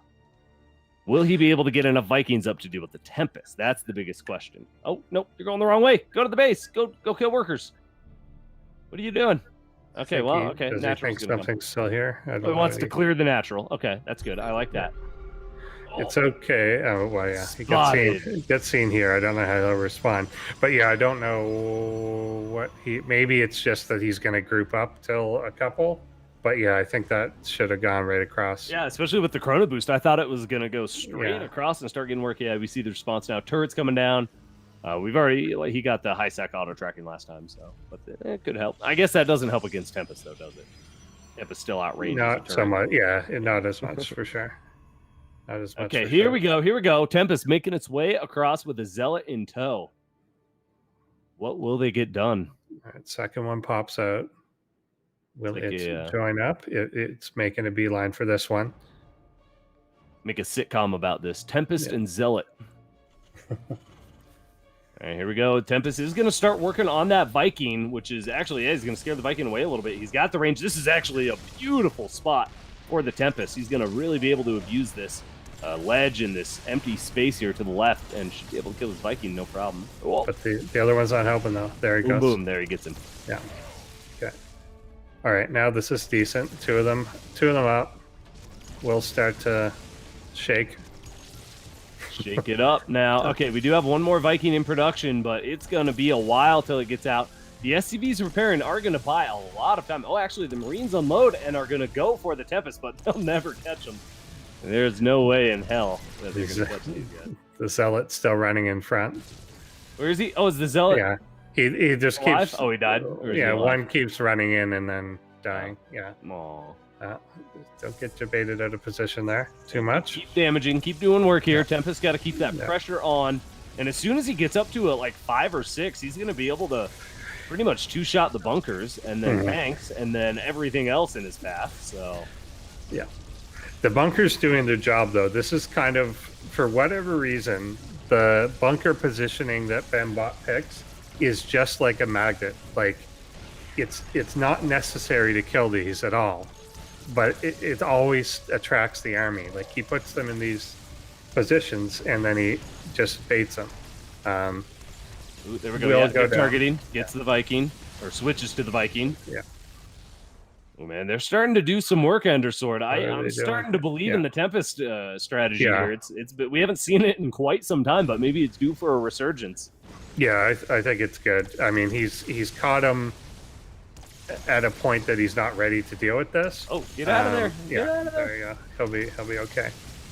Well, I think once he gets rid of these little bait magnets, then Then he has free reign on it. Yeah. Then that's when it starts to fall apart for BenBot. Because like you said, these buy time.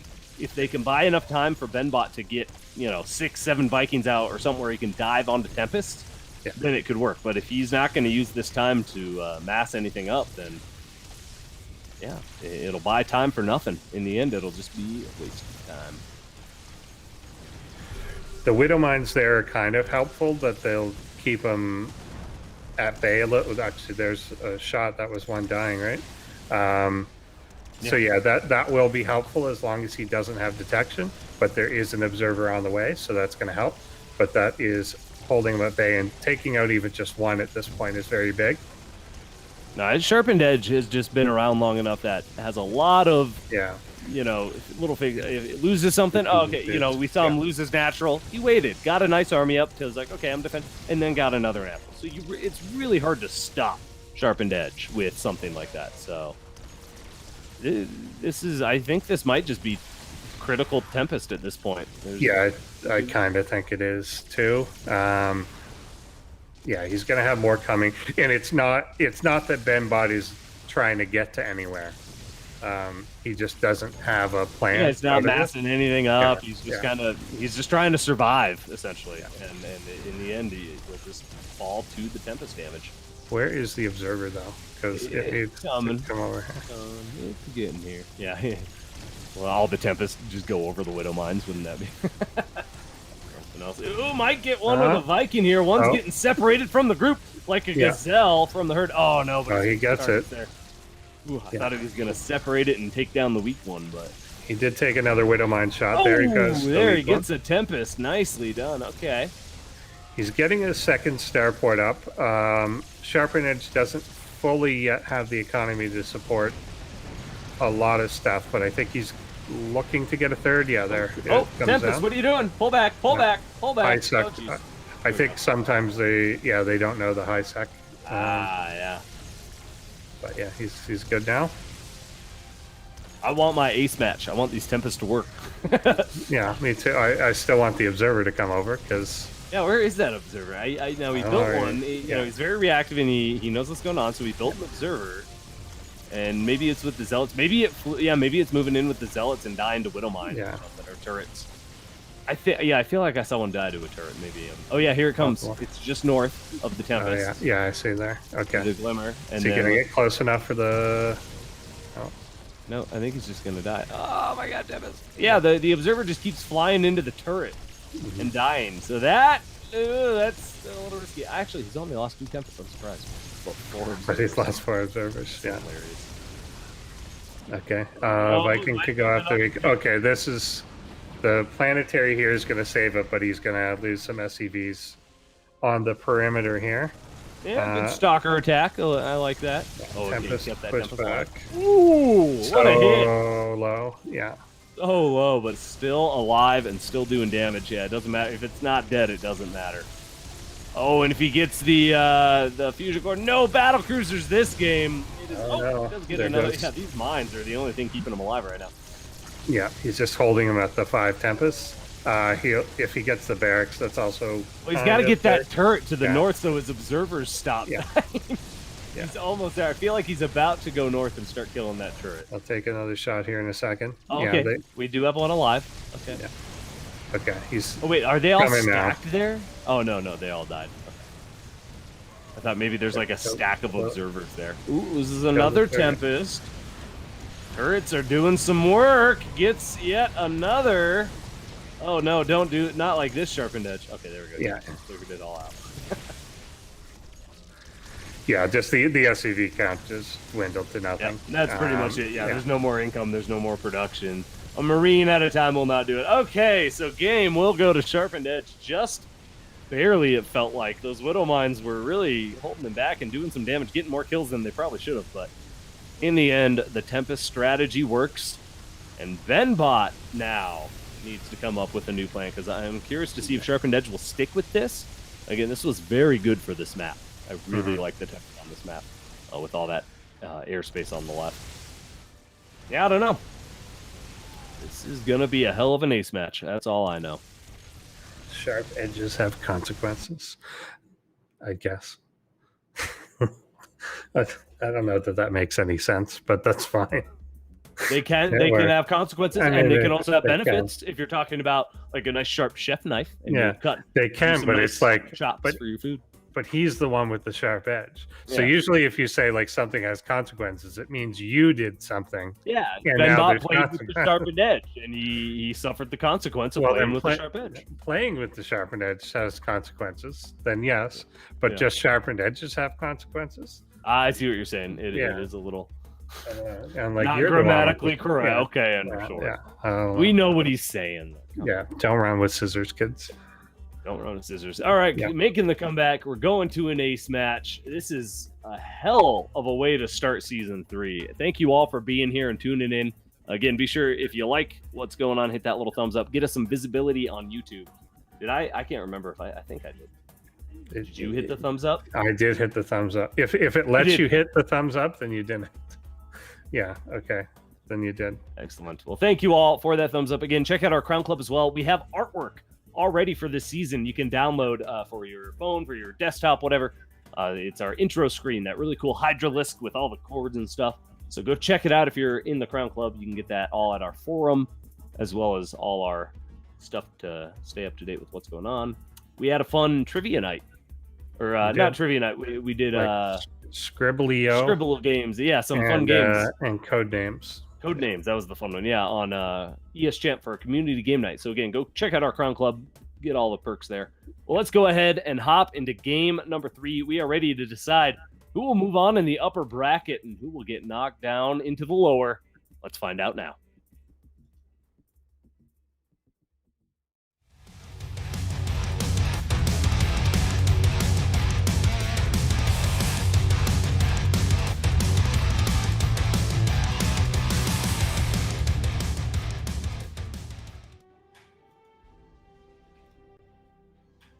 Dr. Infees. Sharpened Edge.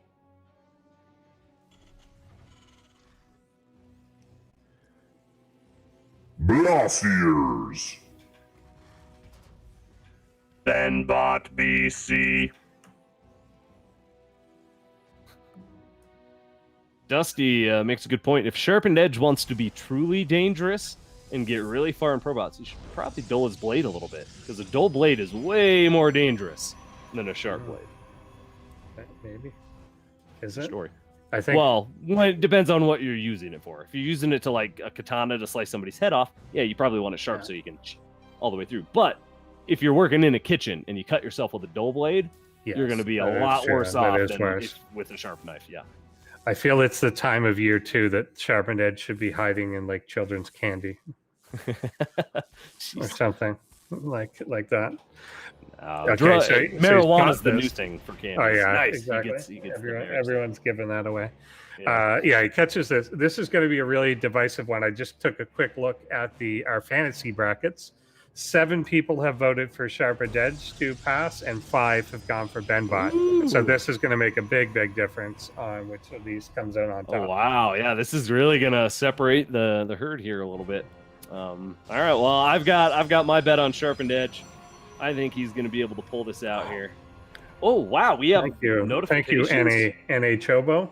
NA Chobo, yeah, with the sub. Is that so? That's a YouTube sub, huh? I think so. It sounded just like a Twitch sub. I could have sworn it does. That is the same alert. That is the same OBS alert box package. Oh, it's an OBS thing. Gotcha. Yeah. Okay. That's awesome. Well, thank you for the subscription. Yeah, you can do all sorts of cool stuff on YouTube now. They're really trying to take over the streaming. You can like super like and super thanks and all that. But here we go. I'm super liking the probe poll. They were able to do it with 4 Marines in the bunker last time. I have 0 doubt. Oh, what did they do? Oh, I actually have a lot of doubt now. Well, what's happening? What's happening? Why? Okay, so we know the stalker will come out though and target the SCV at the very least, but I don't know what the hell that was. He had it. It was dead. Yeah. Yeah, he stopped the barracks, stopped the bunker, abandoned the plan, and went home. I had all the faith in the world until I didn't. And now I have none. And now another star. Look at the stalker float. I don't understand. It may still be better in the long run than the 10 probe sacrifice, but if he keeps losing... Okay, I tested it, so it is just hitting sub. I unsubbed and resubbed. Oh, scam. To make that come up. I thought it was a real subscription. That was just a follow. Yeah, I just wanted to see. Well, thank you for the follow. We do appreciate that. Yeah. So the SCV here repairing now Oh my God. is going to be a big problem. If the tank gets in while this is still up, then I think he threw the game. If he loses, it was 100% throw. Oh man. So the tank is going to be making its way across. The zealot coming in here now will go after that. He's not going after the SCV. Yeah, he's not building stalkers anymore. There's not What's stalkers coming. I don't know why there's not stalkers this time. Battery out of range. Yeah. I think this is done. I think this is going to be too much damage. It's this is worse than game 1. Yeah, this is way worse. Oh, this is so much worse. Oh, he had it, Ender Sword. Something broke here. I don't know what it is. Something broke. It's not working. Oh, that is rough. A rough way to finish a series here. Well done, BenBot, with his nice proxy strats. It's a very scary thing to deal with, no matter what. So the fact he was able to pull it off again here is nice for him. Oh, big throw out of SharpenedEdge, though. There's a star. That is the throw of the ProBot season, I think, right there. Yeah. I'm going to go ahead and call it. That will be. That's going on FailBot, so we're still going to do. Oh, that's our number 1. There we go. FailBots for number 1 here. Sorry, NP. Yeah, I think it's just, you got to go back to whatever line of code attacks that SCV and bunker and remove the part after it that says give or take. I love the slow probes dramatically. Oh, he's just throwing all his workers at it now. He just is like, I'm going to build this pylon. I don't care how many workers I got to sacrifice. Oh, what a series, though. Great best of here. I love how the units just dramatically float away. Yeah. After getting dealt with. Nice. Goodbye, probe.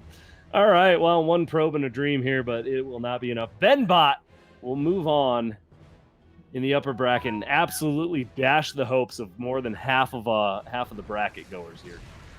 So, well done, BenBot, with a bit of an upset. Well, so that means SharpenedEdge will be moving down to the lower bracket. Oh, we don't know who he will face, but we do know BenBot will now be going up against Eris in a couple weeks' time, 3 weeks' time, I think. So yeah, quite a ways out. But they will be up in that upper bracket. They'll see some updates before they face each other. But well done, BenBot. You are moving on. SharpenedEdge will go down into that lower bracket, like I just said, to face we don't know who just yet. We will find out next week. But yeah, Indeed. I don't even know what to say about that. There's not much to say other than epic throw.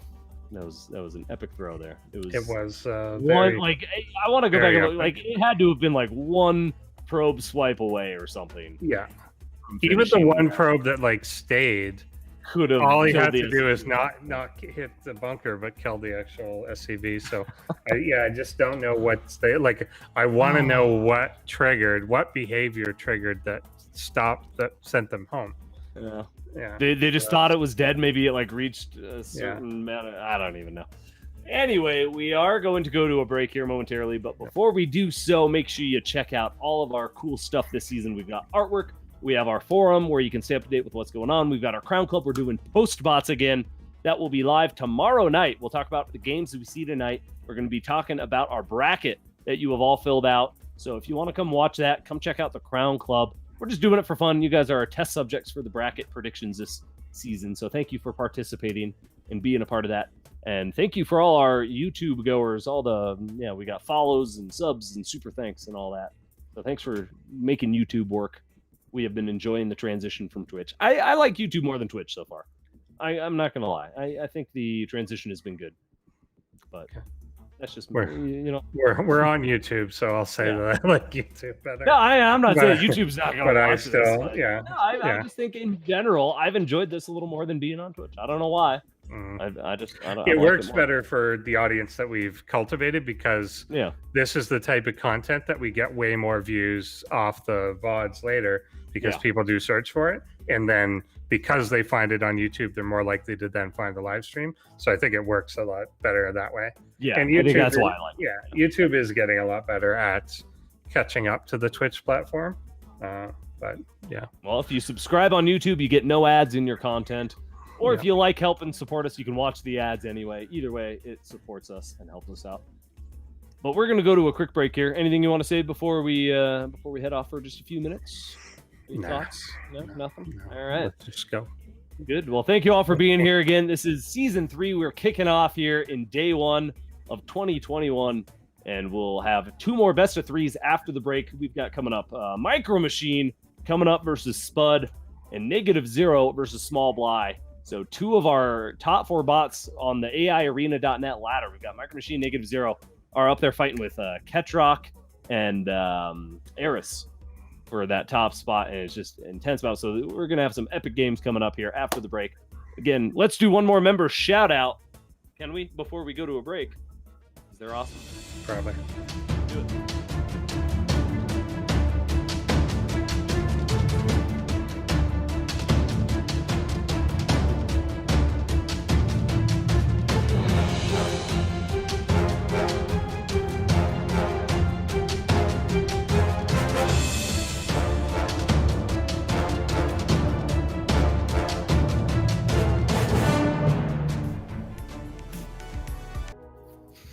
Welcome back to Season 3, Day 1 here on ProBots on ESChamp. It's going to be an exciting after break. We've got 2 more best of 3s for you. We already had 2 awesome best of 3s to kick things off. This is an explosive way, a very action-packed start to a season here. It is. A lot of Stalker versus Zerglings in our first series. Some very epic back and forth games in our second, our Protoss versus Terran. But now we have coming up. Oh, first, Drek wanted to make sure I shouted out our Crown Club member, Andrew Hinton, best Crown Club member we got, from what I've heard. He's a really nice guy. Sounds like a punk. Yeah, real punk. Anyway, we've got MicroMachine versus Spudde coming up. This is going to be an interesting TVT. Now, I'm going to go out on a limb here and say MicroMachine is favored. Probably. By a little bit. Probably. But it doesn't mean Spudde can't give us a good show and maybe steal a game. GensiBot, he barely qualified for the tournament here, and he did it by beating MicroMachine. So anybody can beat MicroMachine. It's just not very likely. Anybody. I mean, and I think the authors have been hanging out in the woods more. Yeah, stuff it helps that they haven't updated their bot in a long time. They have been doing, I think, little updates here and there, just little things, but not major updates like they used to in the past, for sure. But still a force to be reckoned with, though. That's it. It's just, this is what happens. You start talking to girls, and suddenly your bot is not important anymore. Nope. It's left in the junkyard. Yeah, whatever. But I thought it was a job. Didn't he get a job or something? They both, I think they both used to work at the same place, and I think they both ended up with new jobs. So whatever, but still obviously very, very formidable. And there's Spudde, and Spudde is a German potato. Oh yeah, I just made a really good potato dish the other day. Python, he's in Python, and we know he's got some strong biotank attacks and things like that. And we even have a little thing here against MicroMachine. It might do a medevac drop if the game reaches the desired state. Ooh, the desired state. I'd love to see some drops here. Might see if MicroMachine can handle that. All right, well, I believe we are just about ready here. Are we ready? I'm going to go ahead and say we're ready. Series number 3 here in day 1 of season 3 on ProBots. Let's hop into it. MicroMachine versus Spudde, a TVT for the ages.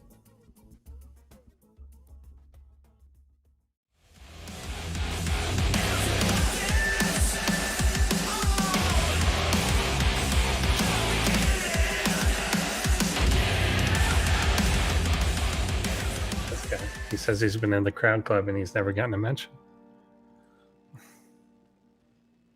Raf RR and Unusual. I've never seen that name on our scrolling list.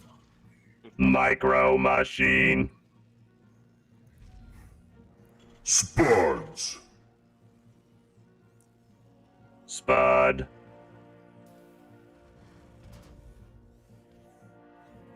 You can is the intro done? Okay, there it goes. Probably.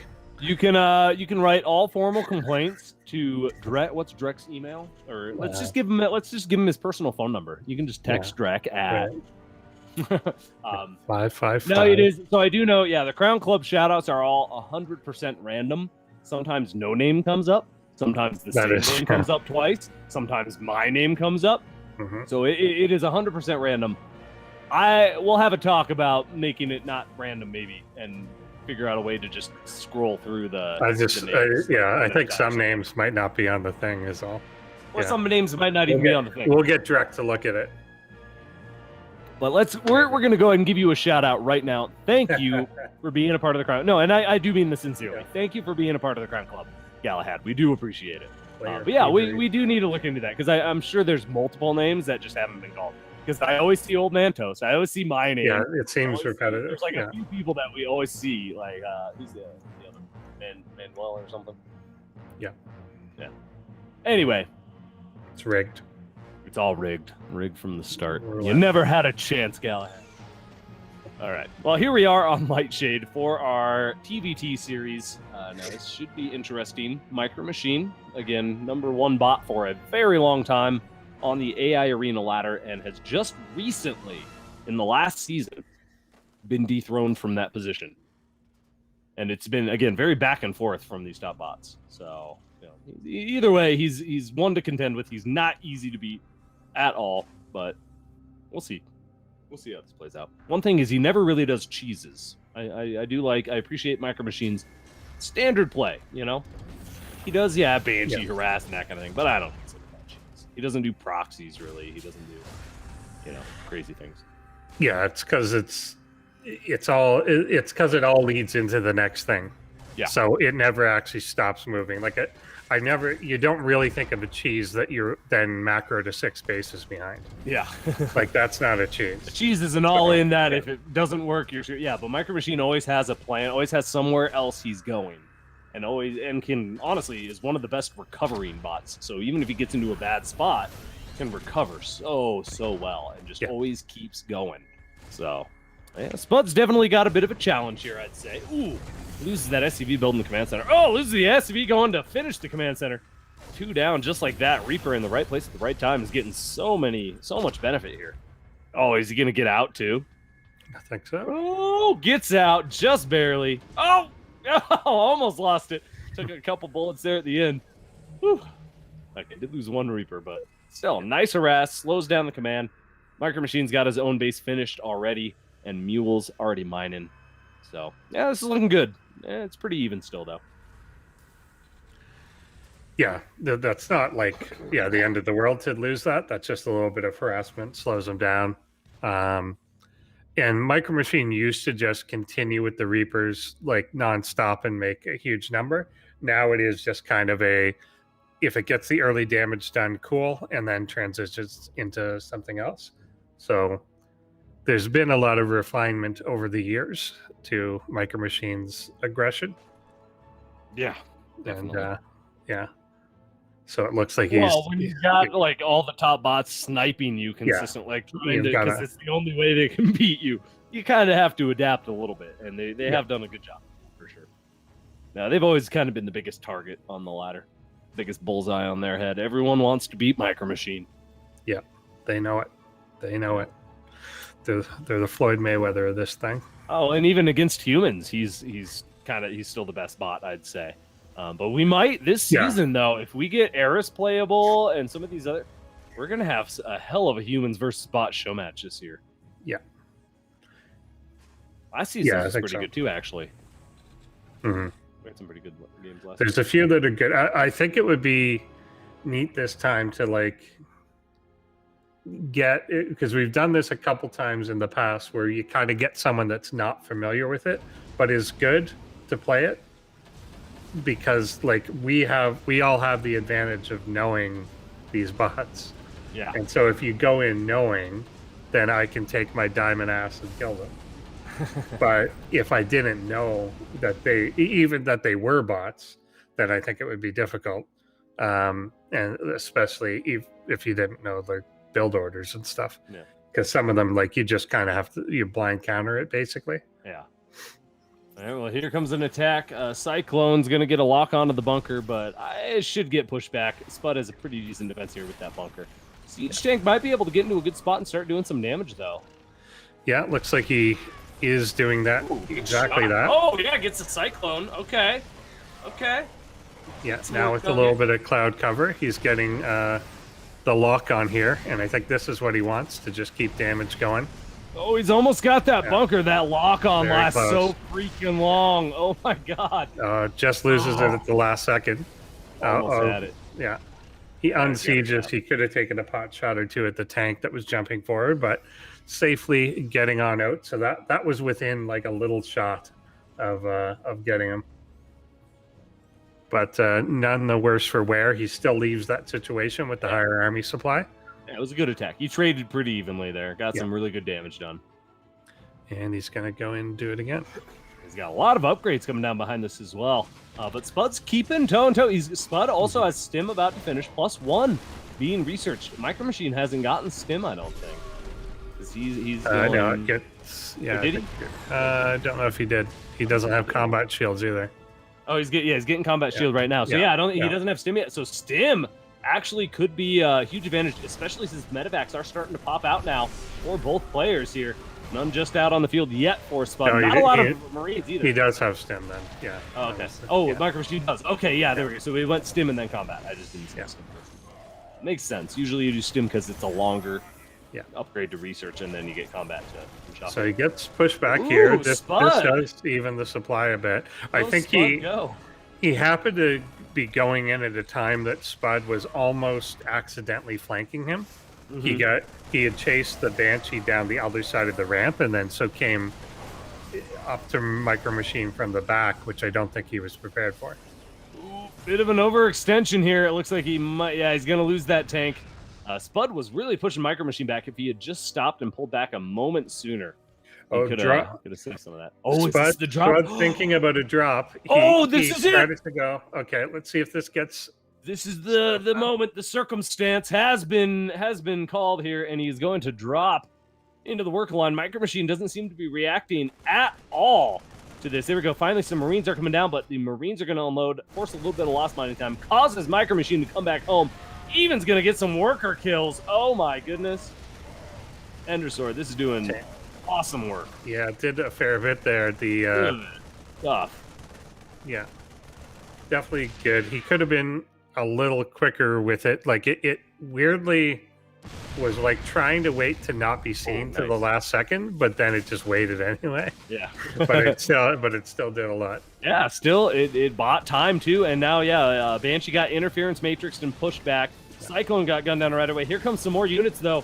Spudde does unsiege, which is unfortunate because now his tanks are going to move right into position to die, and oh no, what was looking to be a good turnaround and a good defense, and even, he bought enough time to hold this, but then he just really got himself out of position there, and that might actually just be it. Yep.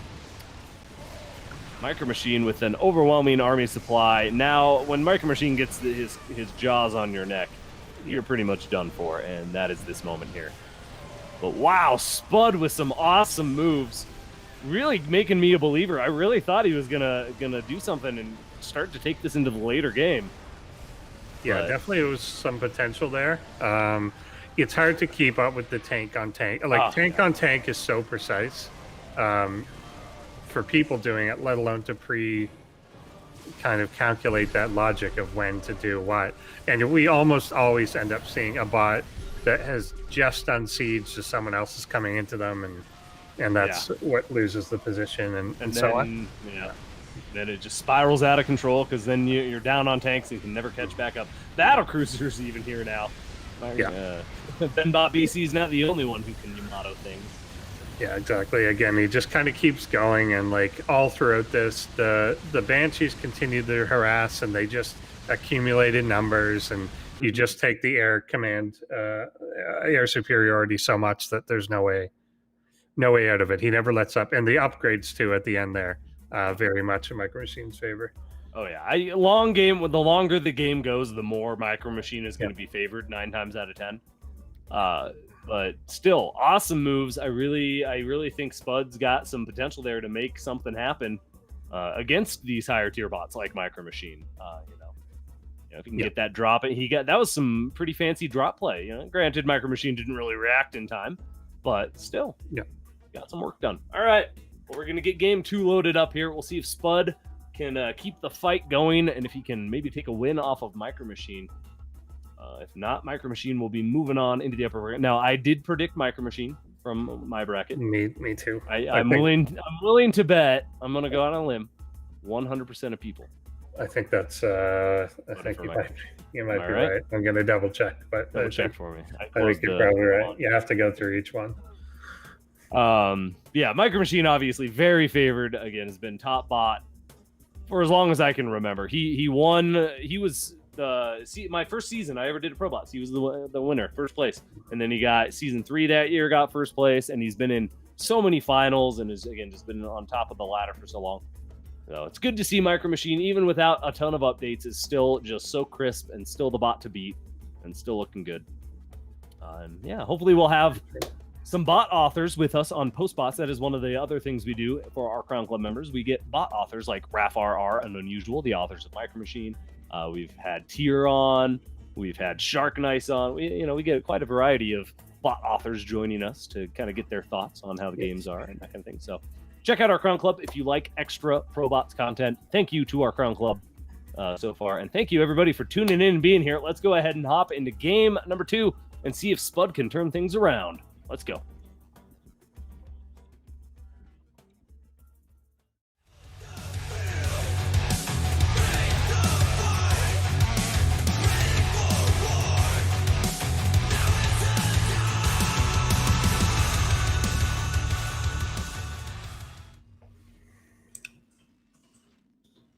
RafRR and Unusuals. MicroMachine.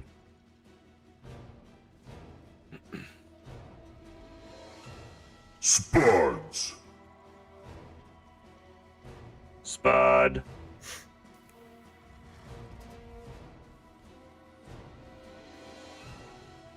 Oh, was that it? Yeah, that was the intro. Blackburn, here we are. So I was watching the stream intros. I like watching the music and the sound because we don't get sound like you guys do. That's true. We just you're all living the good life with your audio and your we have to do it in our own head. Yeah. I just have to hear explosions, hallucinate them. Yeah, we don't get nothing. And I did check. 12 out of 12. MicroMachine. Yeah, sorry, Spudde, a little bit outmatched here, but again, I am just so impressed by the moves that he was making and the fights he was taking there. Up until that, again, he got unsieged and caught with his pants down, and that's all it takes in the TVT to just lose instantly. So here we go, game 2 on Blackburn. This could be a good map for some kind of drop play again. Maybe. I don't know, it's got those weird slow zones and stuff. Those are air slow zones, right? On this map? Yes, I think so. Yeah. So, we'll see how it pans out. But MicroMachine getting his Reaper. Spudde getting his own Reaper as well. So, normal game. No cheese coming down this time. Yeah, those are cool. I still want to see. It was in some custom arcade map that I play. I forget exactly, some campaign story somebody made, and they have basically cover. So it's like the in the campaign they've got some destructible debris cover, like sandbags and stuff. Mhm. In this campaign that somebody made, they actually made it so when you're behind it, you take reduced damage. So it's almost like being in a Guardian. Yeah. You take reduced range damage when you're behind the cover, which I think makes a lot of sense and would be really cool to have a couple strategic places where it's like, oh, okay, almost like tall grass or something like that. It's like, oh, okay, I can kind of hide here and camp out here, and if they walk into me, I'm going to do a lot of damage and not really, take too much in return.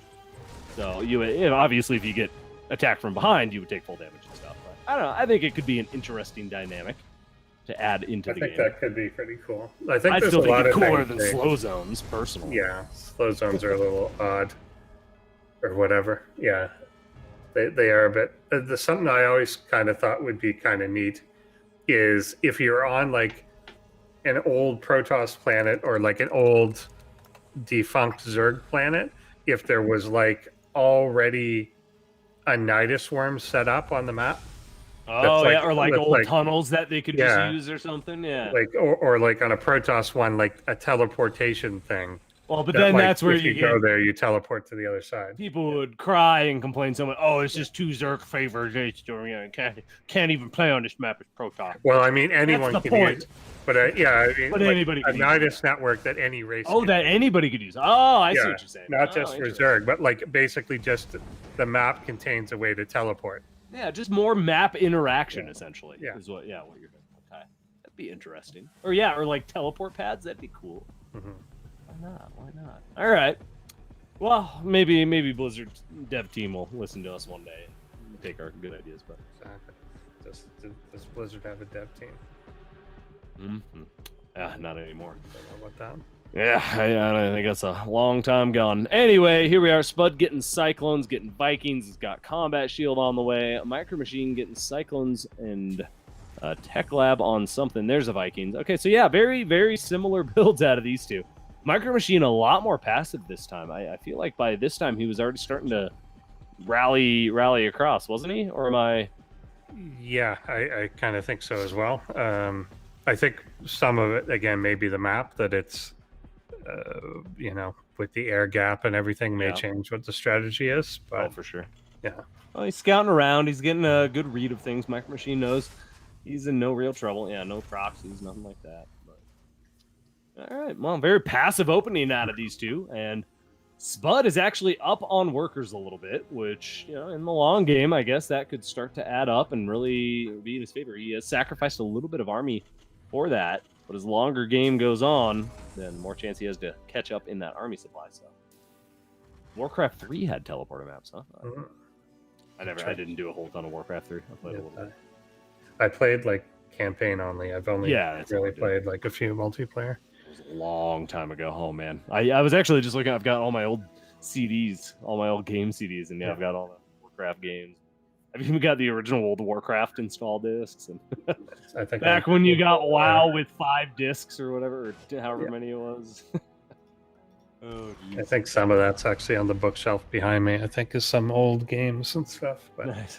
yeah. All right. Well, here comes the push. MicroMachine looking to do some damage. He's got that Cyclone to get that inevitable bunker. Oh, actually, he locks onto the Viking, so that's going to give him some air control, which is actually exactly what he needs to be able to attack up this ramp here. Oh, not a good time to be putting down a third base. Spud is going to get denied. Does get canceled.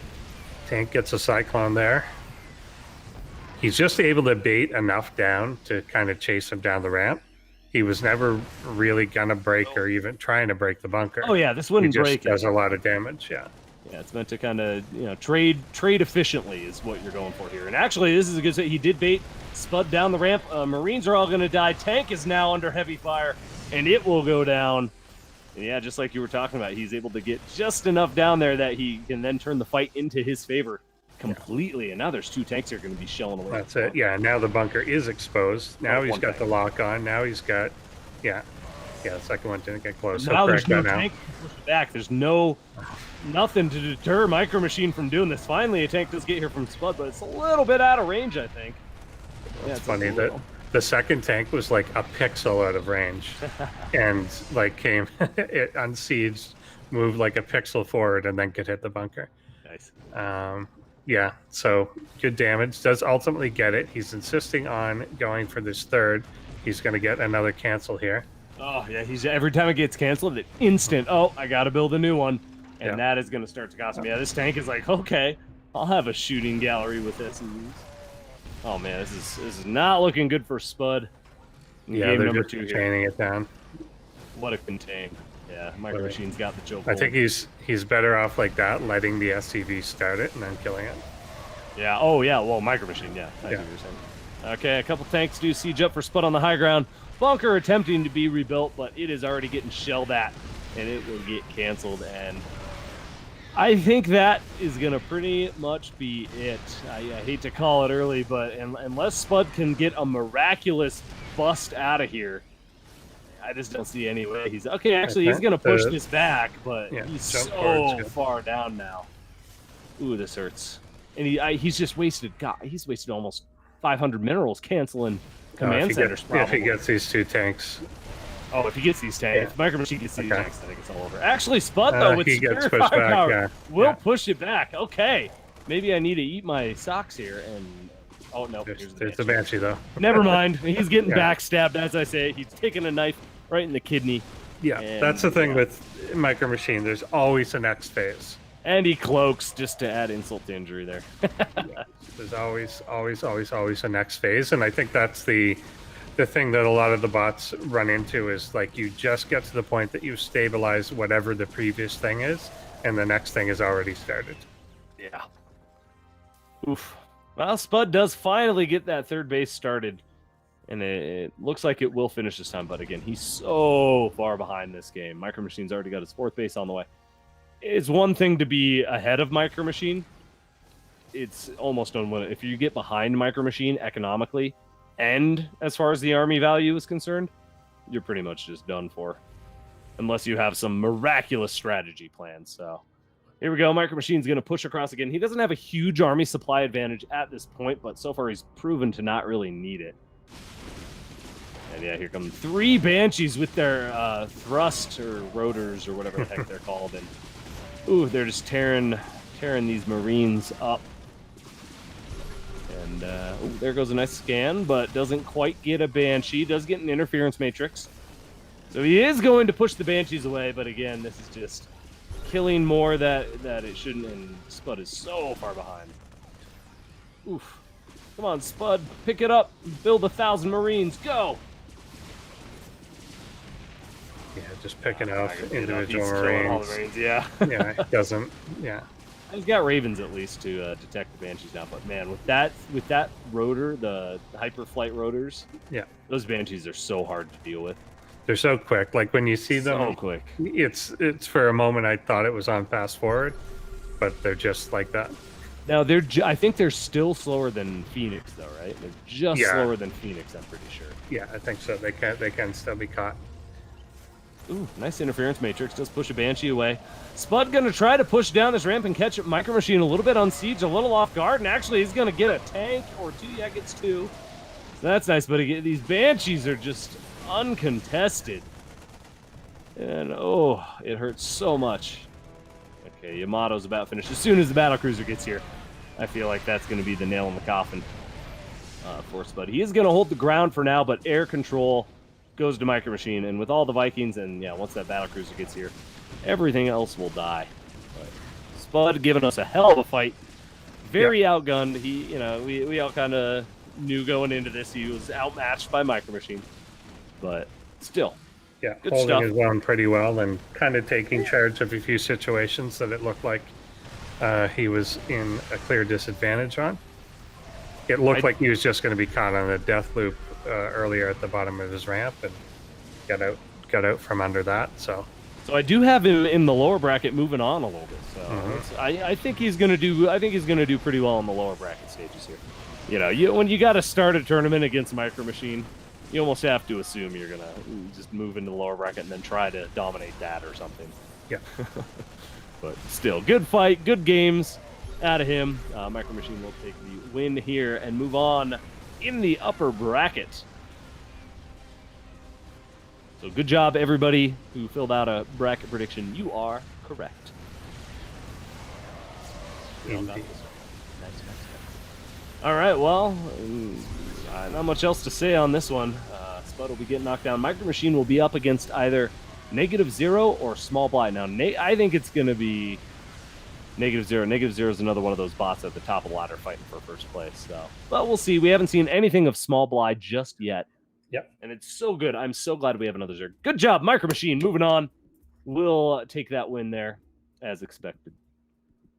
All right. So, yeah, let's talk about our next match here. NegativeZero versus smallBly. Two brand new bots to the ProBot scene. Welcome to your debut match. Now, smallBly, I do believe you are correct, was a Zerg. I'm going to open it up now. Yeah, is a Zerg, Python. And basically, I don't really know anything about him. Other than he's a smallBly. Yeah, we have no notes on him, so we just know he's a Zerg in Python. NegativeZero, we actually do have a couple notes on, so we know he's in Go. Somebody, Mind Me, I think, mentioned that earlier. He's a Protoss, so we've got a PvZ coming up. And his special trait, his bot special trait, is attacking the enemy's economy by killing workers and keeping them from expanding. So he's really good, must be really good at worker harass, slowing down the enemy, that kind of thing. And he's really good with early aggression while being greedy at the same time. Interesting combo. That is one way to do it. If you're going to be greedy, you want to keep the pressure on the other side of the map so you can get away with your greed. So I like that. I like that. That's what MicroMachine does. Always. Yeah, right. Constant aggression, but expands 5 times. 0% crash rate. Perfect. Oh, isn't that's the from what Clint Eastwood movie is that? He's in I just watched it. Oh my god, I just watched it like a month ago. Good the bad. No. Josie Wales. He's in Josie Wales, right? Is that? Oh, I gotta look this up now. Josie Wales. The outlaw Josie Wales. Yeah, I'm pretty sure that is the old Indian guy that joins him up. That's a good movie if you haven't seen it. If you like Clint Eastwood old westerns, Outlaw Josie Wales, good movie. Nice. All right, smallBly here with a just under 50% win rate. So looking good. I'm sorry. What was? I missed what is. I was so distracted by the guy. By the guy. That's awesome. Lone Watty. Yeah, that's right. Yeah, Chief Dan. Yeah, that's right. Chief Dan. Yeah, Dan George. Yeah. I just watched that a little while ago. That's a good movie. Anyway, this is going to be an awesome ZVP here. 2 new bots going at it. Should be good. Yeah, I wish we had more notes on them. We could talk a little bit more about them, but we'll find out. We'll find out. We'll find out when they play each other. 17 seconds, we'll find out, to be exact. All right, thank you all for being here. This is our last best of 3 of the night here on day 1 of season 3 of 2021. That means we've got 6 more weeks coming up. So make sure you check out our bracket, check out our forum, stay up to date with everything going on. Well, let's go ahead and hop into this last best of 3 of the night and see who will be moving on in the upper bracket to face MicroMachine. Let's go.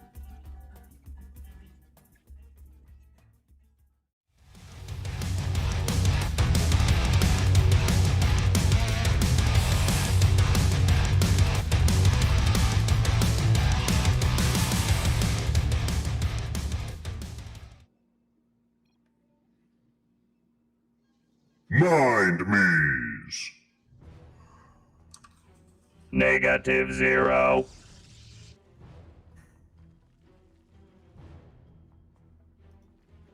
SmallBly's.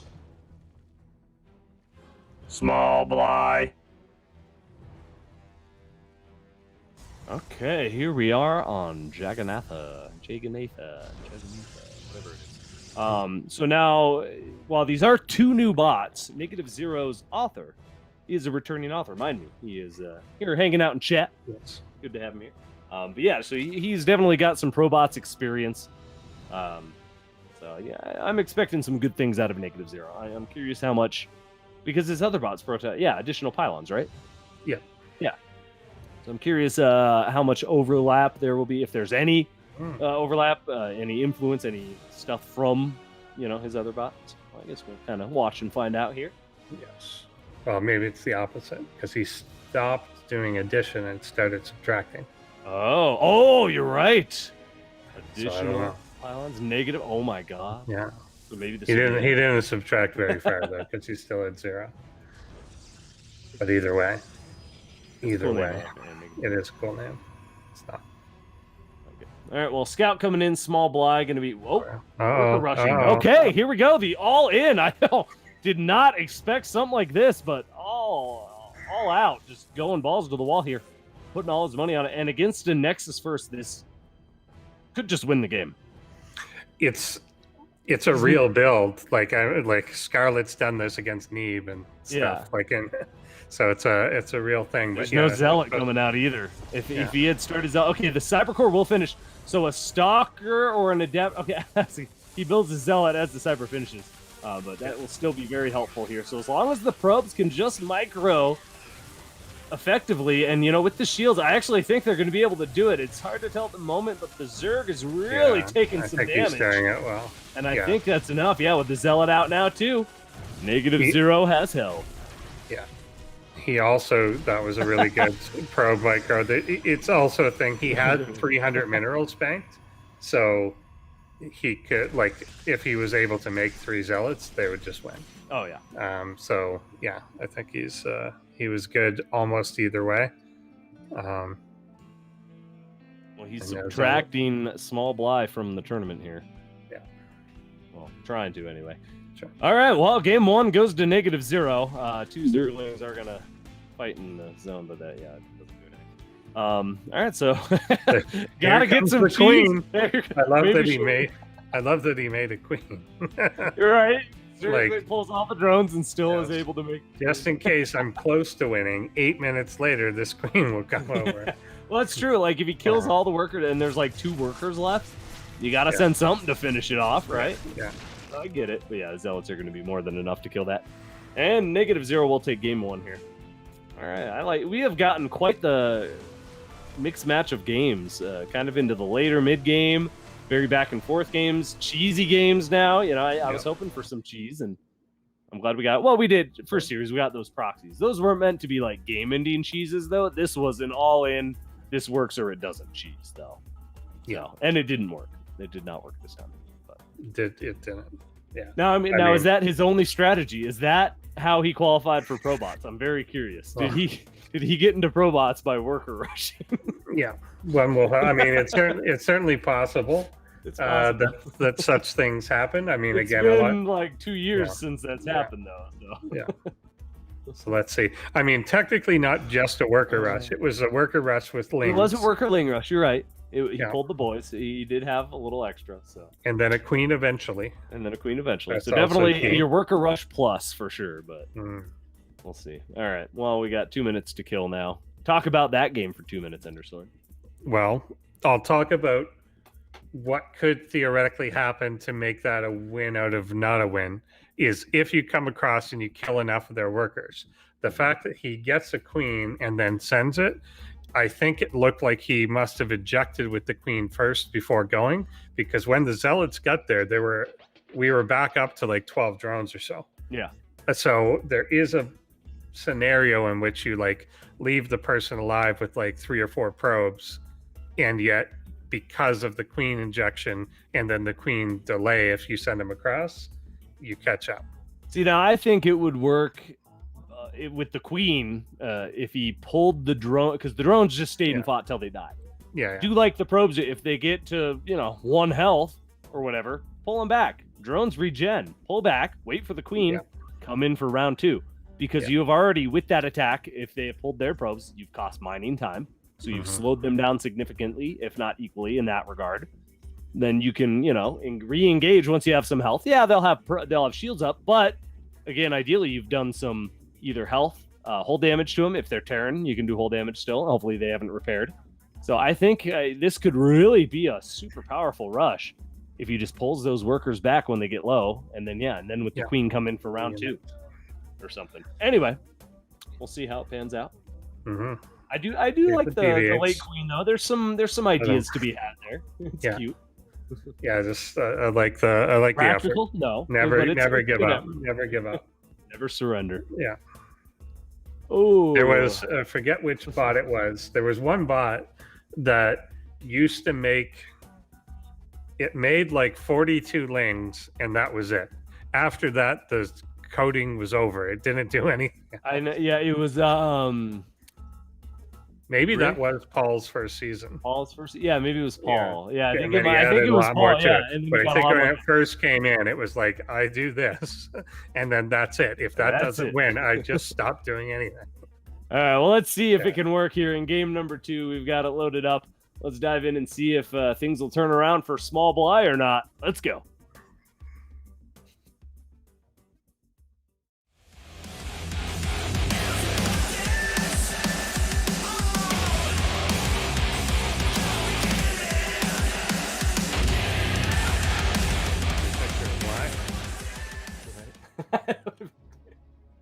You should. We need to get a picture of Bly and put him next to Big Gabe, and then he's smallBly. NegativeZero.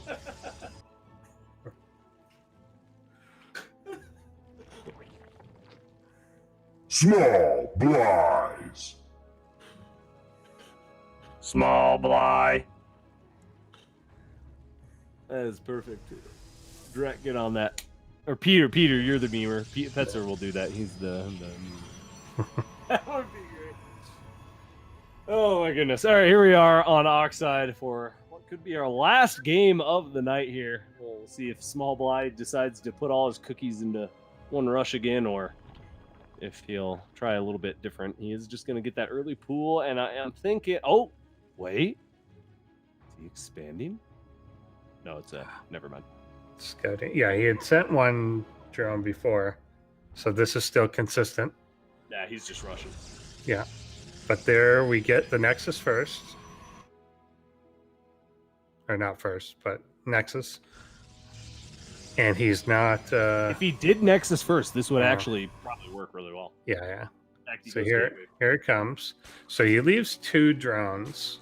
So he's hoping that maybe he at least does enough damage that it resets things to a point that he's ahead or something. Because he gets the 2 drones and he starts the queen right away. But then does the queen inject and then walk across, or does she just go straight across? I gotta assume she injects and then When the walks, queen but I don't know. finishes, I want to try. Let's try to get there. Let's see if they can get there as she finishes. I'm curious if she'll inject. Because if she can inject, I could see it being like, okay, here, make some drones real quick. I'm gonna go try to help at the front, and then you just try to recover as this here.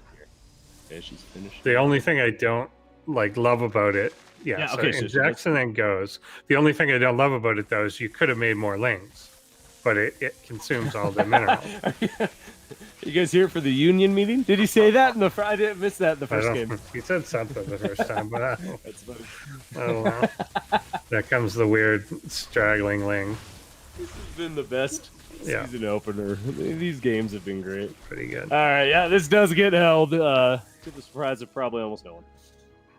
But again, definitely some potential. If those workers pull back and come in for a round 2, there could be a little bit more potential as well. I think he had more probes at the end of the fight than at the begining. 0.7 seconds ahead of schedule. Was that what that was? Yeah, he had what? More probes at the end? I think he had more probes at the end than he did. Because he's still building. Yeah. He just didn't lose any. Oh, So, man. Wings were there on time. Oh, okay, that's what it was. The wings were on time. Yeah. Well, GG's. That'll do it. -0. We'll move on in the upper bracket. Hey, I got 3 of 4 predictions right. Not bad. Had good. we not had the most epic throw in ProBots history, I probably would have had 4 and 4. Yeah. As well. We all would have had. That was very epic throw. That's one for the ages. Oh, yeah. We'll see that on FailBots. You can all see that next week. I'm sure we'll have highlights of it. Mm-hmm. Wow, good games today. Good job. Thank you again, bot authors, all 16 of you. We'll shout you out in post bots. We'll talk about you all and how awesome you all are tomorrow to our Crown Club. But thank you all for submitting such good bots. This is, again, one of the best openers to a season I think I can remember. Just some very entertaining games. A lot of fun stuff going on. New bots, old bots. What more could you ask for, Undersword? Millions of dollars, but in the context of what we're doing here, that's pretty good. Yeah. We do give away at the end of the season. We do give away a cash prize, $100, I think, or something to the first place, and then second place gets 50, and then third and fourth get 25. So you do get some nice little perks. You know what we can do, we do. But Makes sense. That's it. So thank you all for being here. Anything you want to say before we wrap things up? No, I mean, thanks for tuning in again. And I think it's going to be a really good season based on how tonight went. I think we're going to get a lot. There's so much more parity between some of the bots now. Like it's no longer totally predictably one-sided. Like, we have an awesome bracket of just very super high tier bots, low tier bot. Even the lower tier bots though can do some really cool snipes and take out some of the higher bots. And I said bracket, so he'd pull up the bracket, but he didn't pull. Yeah, he didn't do it. He said in our ears the bracket. And I was like, oh, I'm gonna do a smooth bracket transition. Nothing. And now I'm still waiting for the bracket. Useless. All right. Well, we do have a really cool bracket if it ever shows up. Next week. Here it is. In the meantime, yeah. Next week we will have our lower portion of the bracket of the starting bracket. So we've got Dominion Dog and Antibot returning again. Antibot barely making it in this season, but I'm very glad to see Antibot back. Zoe versus Whalemane. Now I know Zoe's new and Whalemane is new, but it's the same scenario as NegativeZero here. It's a returning author. Yep. It's a SharkBot's author, Shark Nice. And then we've got Ketrock versus GenCbot. That is going to be a hell of a TVT. And then Veteran versus our new bot Dovahkiin. What is Dovahkiin? I don't know what race Dovahkiin is actually. I don't know. I don't even have notes on Dovahkiin. I'm betting it's a Zerg, just somehow from the name, but I don't know. Primal and Dragon. Yeah. I just think he's Dragonborn, and that feels Zergy to me. Yeah, makes sense. All right. Well, thank you all for being here. Hopefully we'll see you again next week, same time, same place on ESChamp here on YouTube. Hit that little thumbs up, the bell, the subscribe, whatever you got to do to be here on time.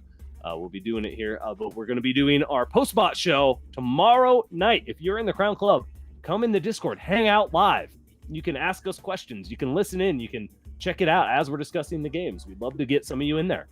So we've got over 30 Crown Club members now or something. Like 28. Oh, we're so close. We're at almost 30. So 2 more members and we're at 30. But a lot of you, I'd like to see a couple of you in there. I know there's a few of you with free time on Friday nights. There's got to be. I'm free on Friday nights or else I wouldn't be doing post-bots. That's how I've chosen to spend it. So hopefully you do too. Anyway, it's going to be a lot of fun.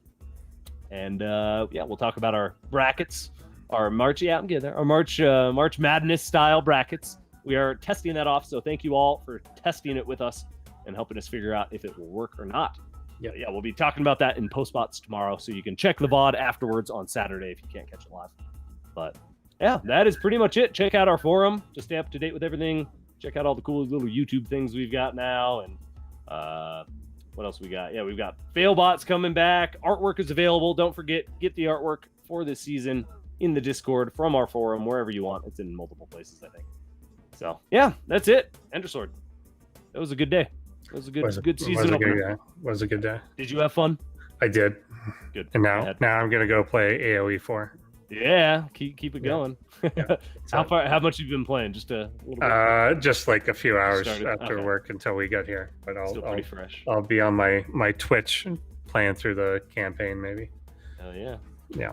All right. Well, yeah. Check it out. AoE 4 just came out today, but most importantly, check out ProBots. We'll be back same time, same place next week. Until then, have a good night, everybody. Thank you for tuning in, and we'll see you next time.